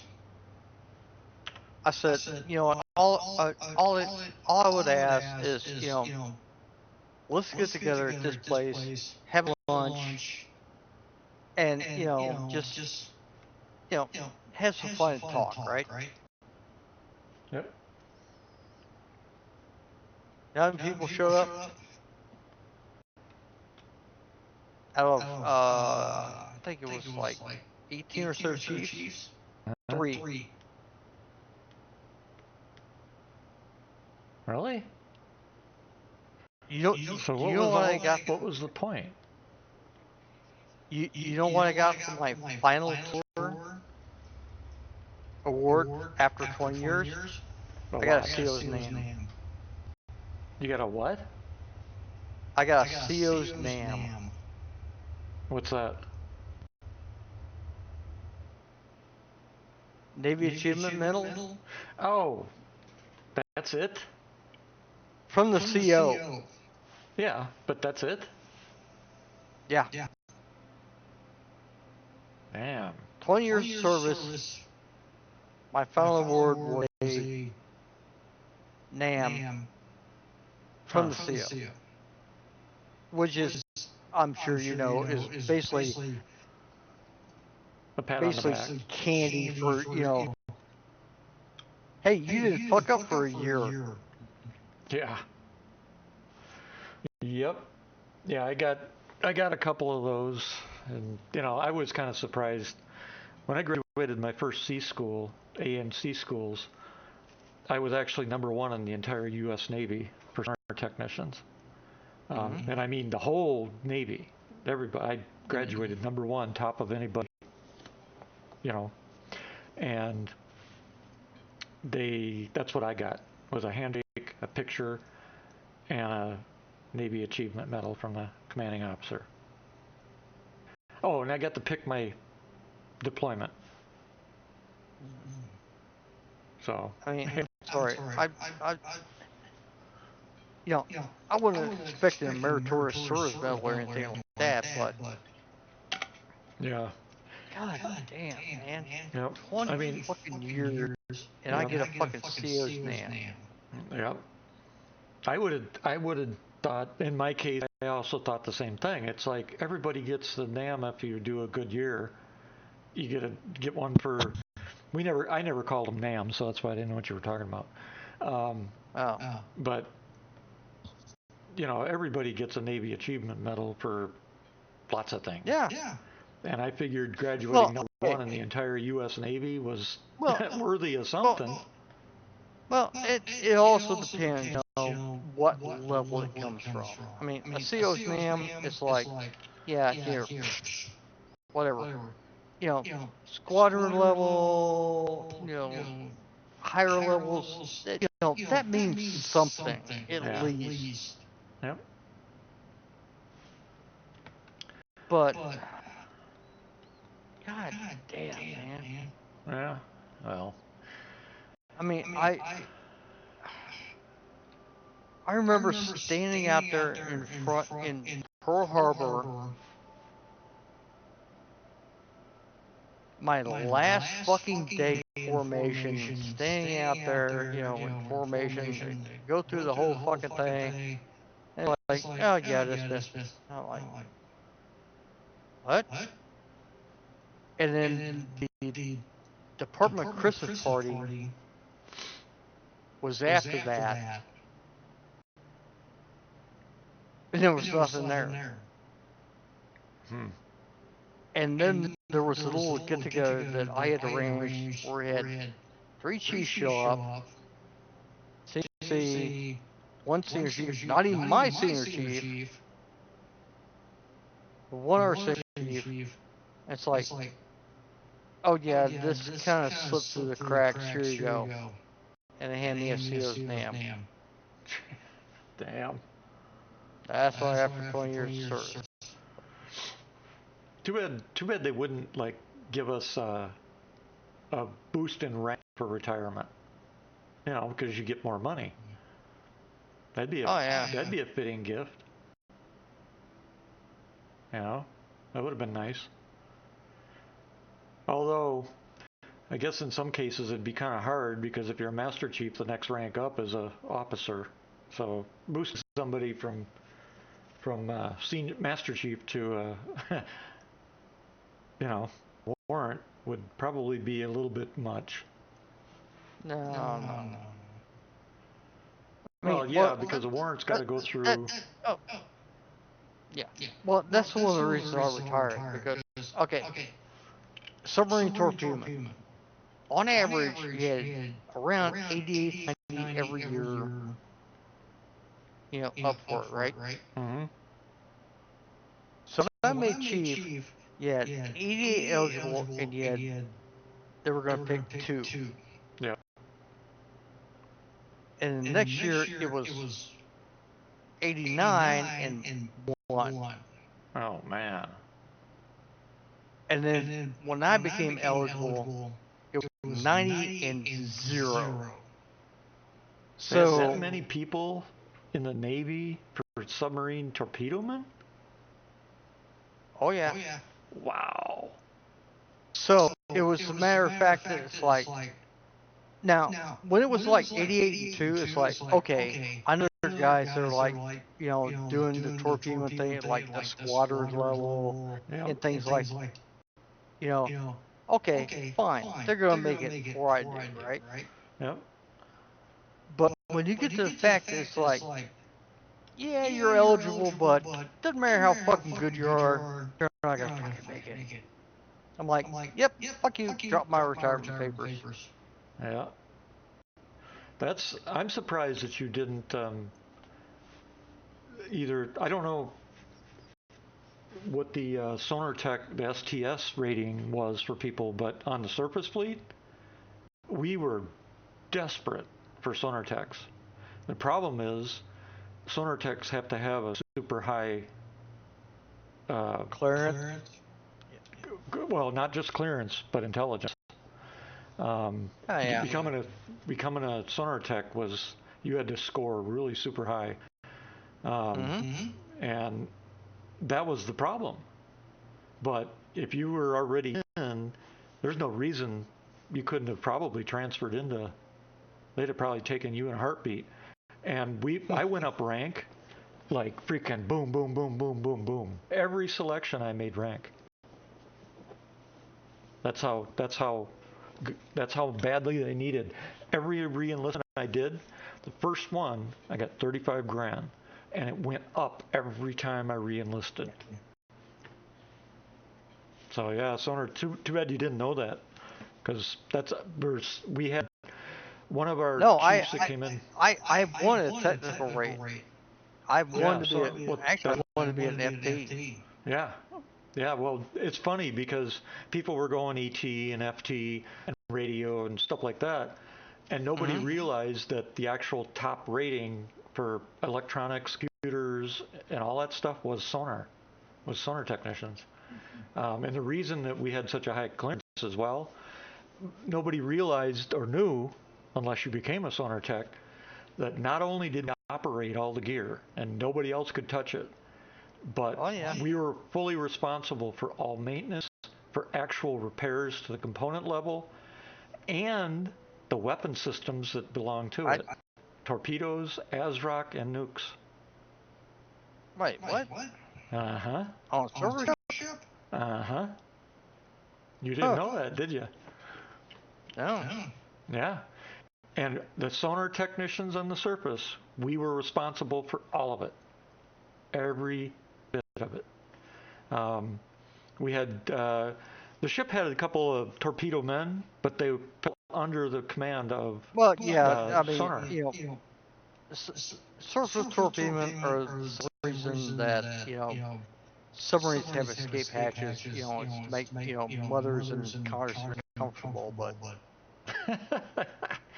Well, the torpedo men, they basically they were under the command of sonar, of us, the STs. And they basically handled all the maintenance for the torpedo tubes. Yeah, they had no access, and then they also helped when we did like what's called ASROC handling, which were the nukes. That kind of stuff. But yeah, they fell under the command of the sonar gang.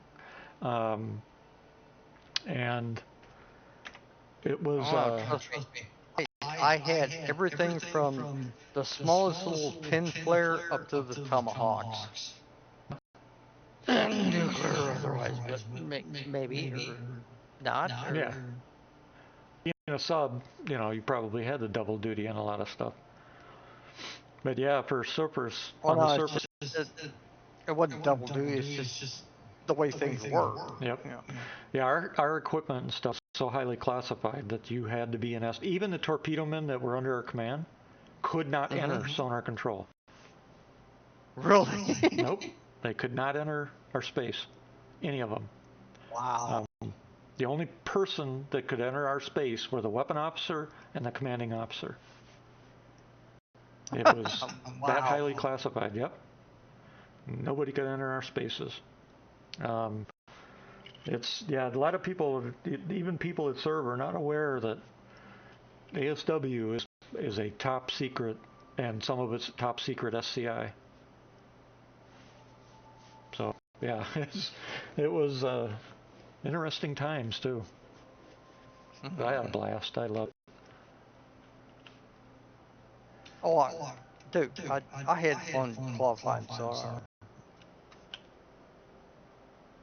Granted, it was only basic operator, but still, it was fun. A basic operator would have to have a secret clearance at minimum, which I assume you would have because you're a torpedo, you dealt with the torpedoes, so. Well, you gotta remember this. Cooks on a submarine have a secret clearance. Yep, that's true. Good point. Everybody has a secret clearance. On a sub, you're right. Now on a surface ship, that's not the case. When I was an E4, I was just an RCH away from qualifying ESM operator. and then we went on, well, let's just say other things, and then I transferred. Yeah. We went on things where I wasn't allowed to get into the radio room anymore. Yep. Yep. Yeah, radio, sonar, the ASRock magazine armory, the armory that held the ASRoCs were separated into two separate armories, conventional and other. Well, they're separated for a reason though. You got nukes and you got standard, so you don't want somebody pulling something right out next that's to me. mistake. Huh? Yeah, I was right next to each other. Yeah, we kept them separate for a reason. And sonar didn't even have a door; it had a curtain. Really? Yeah. That's pretty wild.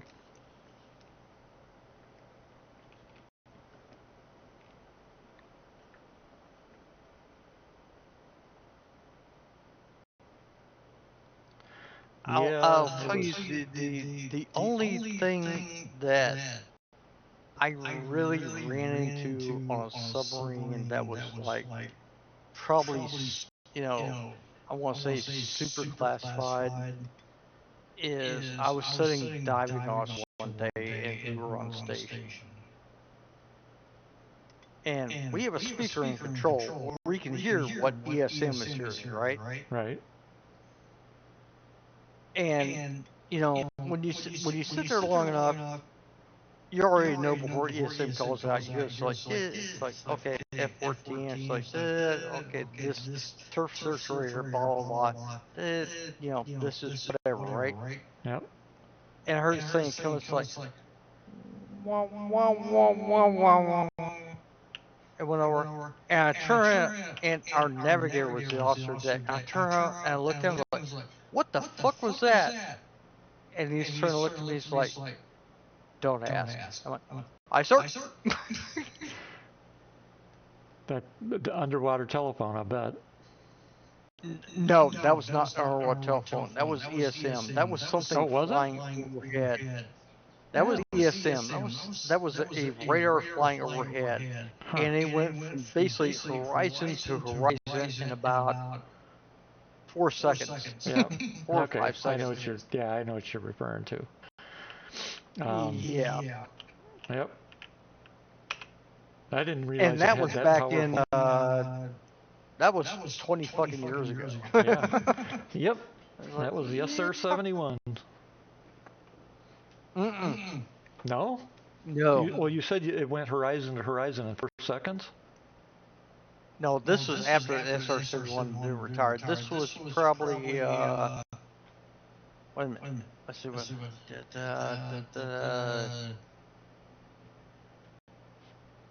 This was 2008, somewhere in that area. Okay, yeah. So it was something that we can't talk about. It was a new bird, let's put it that way. Don't know what it is. I mean, right. And I don't think it's public yet, actually. If you're referring to what I think you're referring to. A lot of people I speculate. don't even know what the fuck it was. You heard the term Aurora? Have you heard the term Aurora? Oh yeah. Oh yeah. That's likely what it was. I've heard the term Aurora since back in like the early 80s. Yeah, but it was probably one of the first test birds. If that, because you said it was 4 seconds horizon to horizon, that's got to be something past Mach 3. I mean it's booking.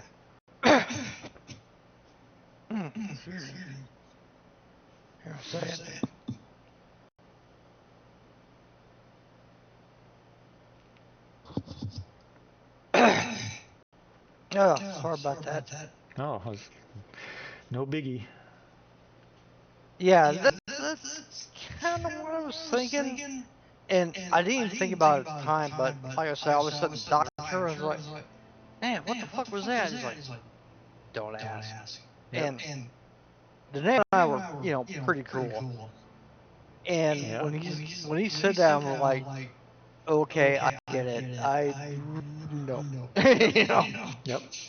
We'd have stuff like that where um, we'd be doing stuff with sonar and making contact with other entities, shall we say, and the whole ship would be informed before we went back to port that what took place at such and such time and blah blah blah was classified.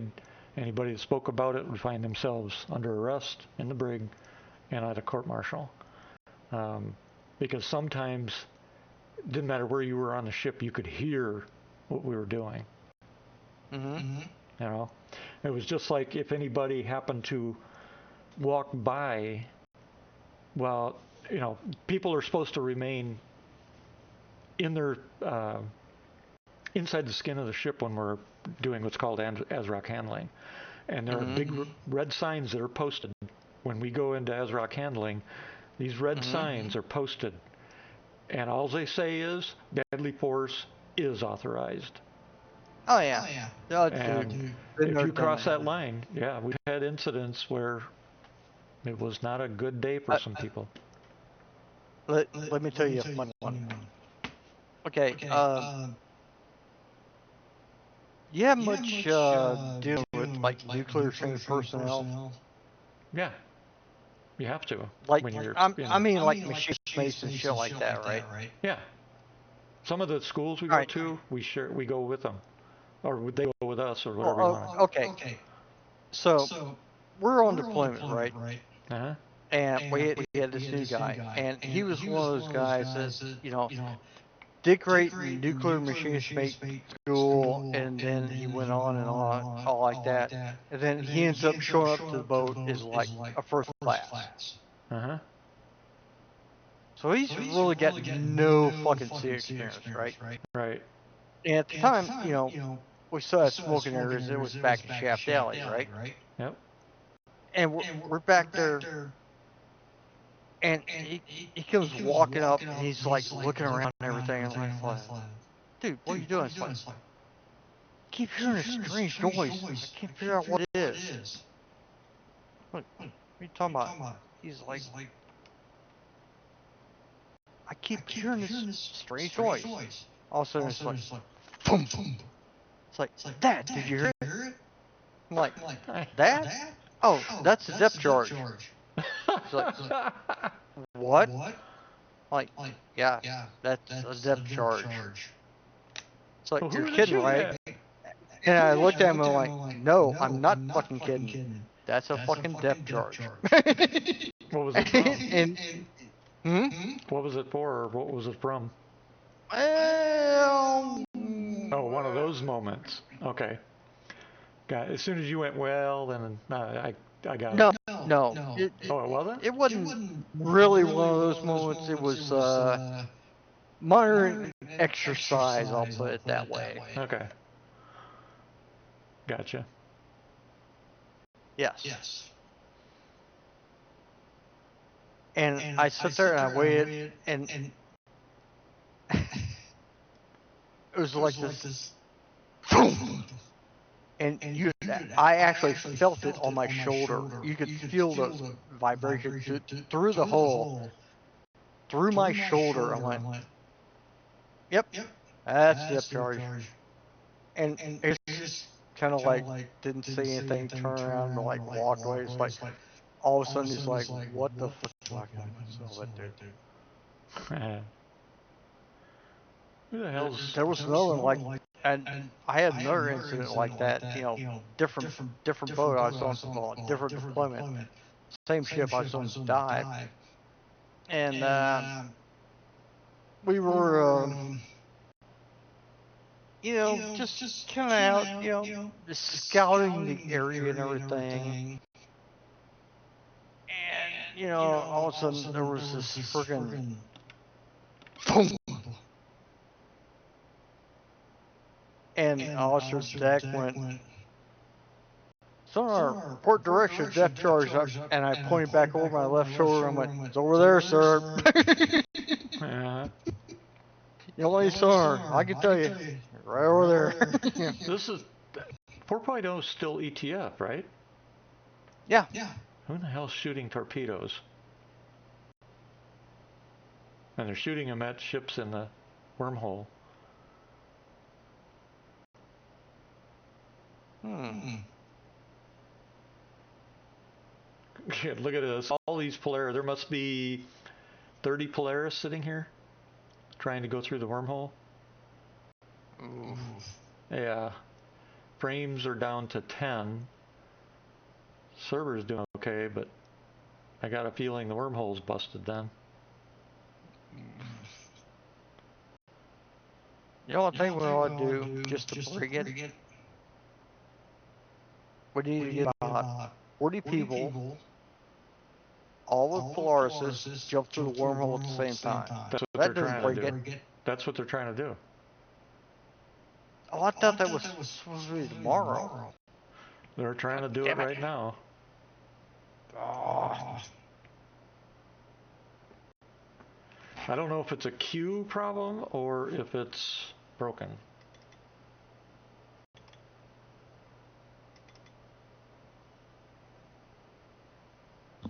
Because I'm not getting the indicator. The HUD's not changing. When I pass Well, that's the the poles. problem. You gotta get one person first. Yeah, but with all these ships sitting here, I got a feeling this is a bug. Still. They're having one heck of a problem getting this working. I mean, the sectors are doing just fine, but the wormhole just seems to be their biggest headache right now. Yeah. There we go. Got it. Okay. It says wormhole closing. I'll wait for a while and see what happens.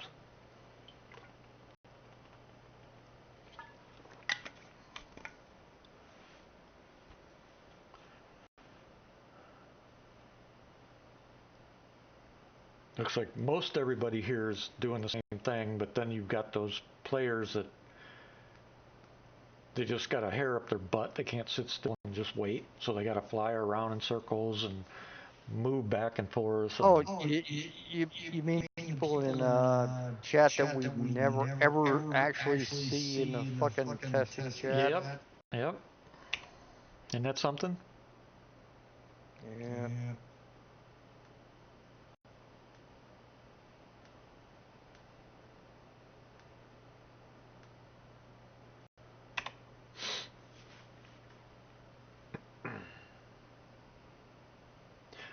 Tell you what, I'm going to go take a head break real quick while I'm sitting here waiting. Maybe my ship will have jumped.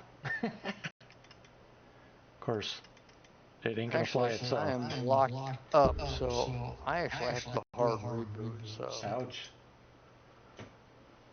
All right, I'll be back here in a minute. I got to go do before I do. I got to go do before I actually do and have no control over doing.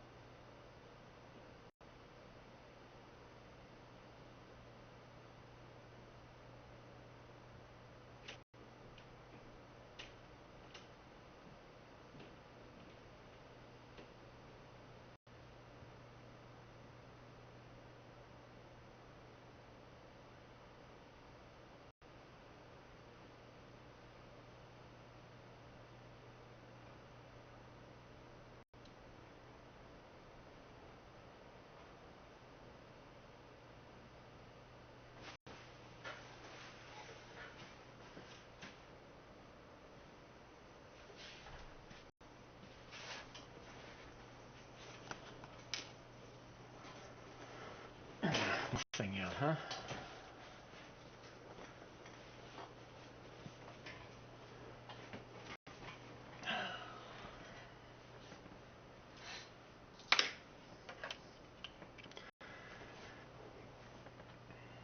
Well, I'd say this test failed, or is failing.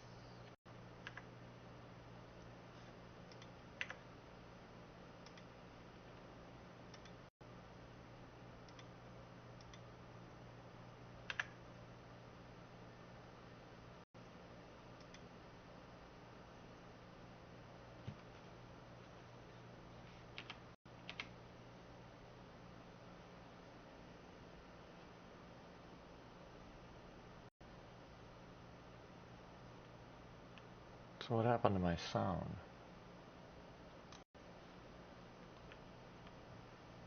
I think sound broke too.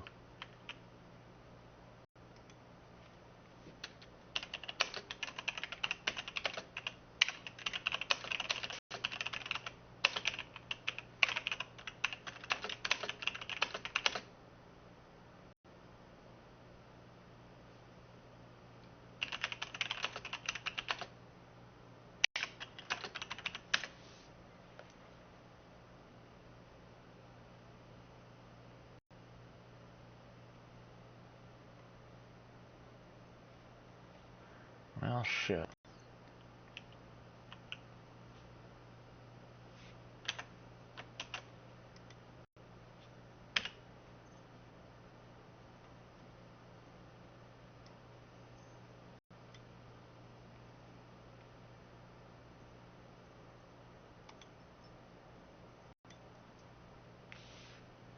But hey, I can eat and drink.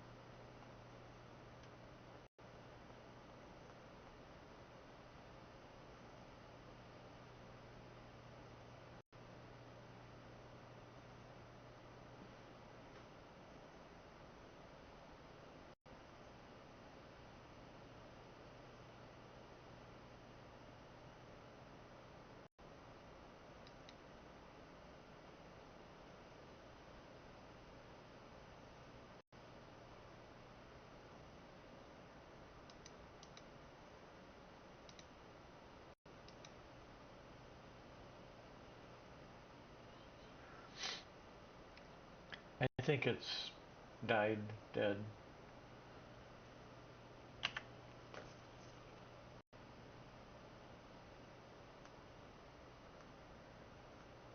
Look, you're still there. Whoa.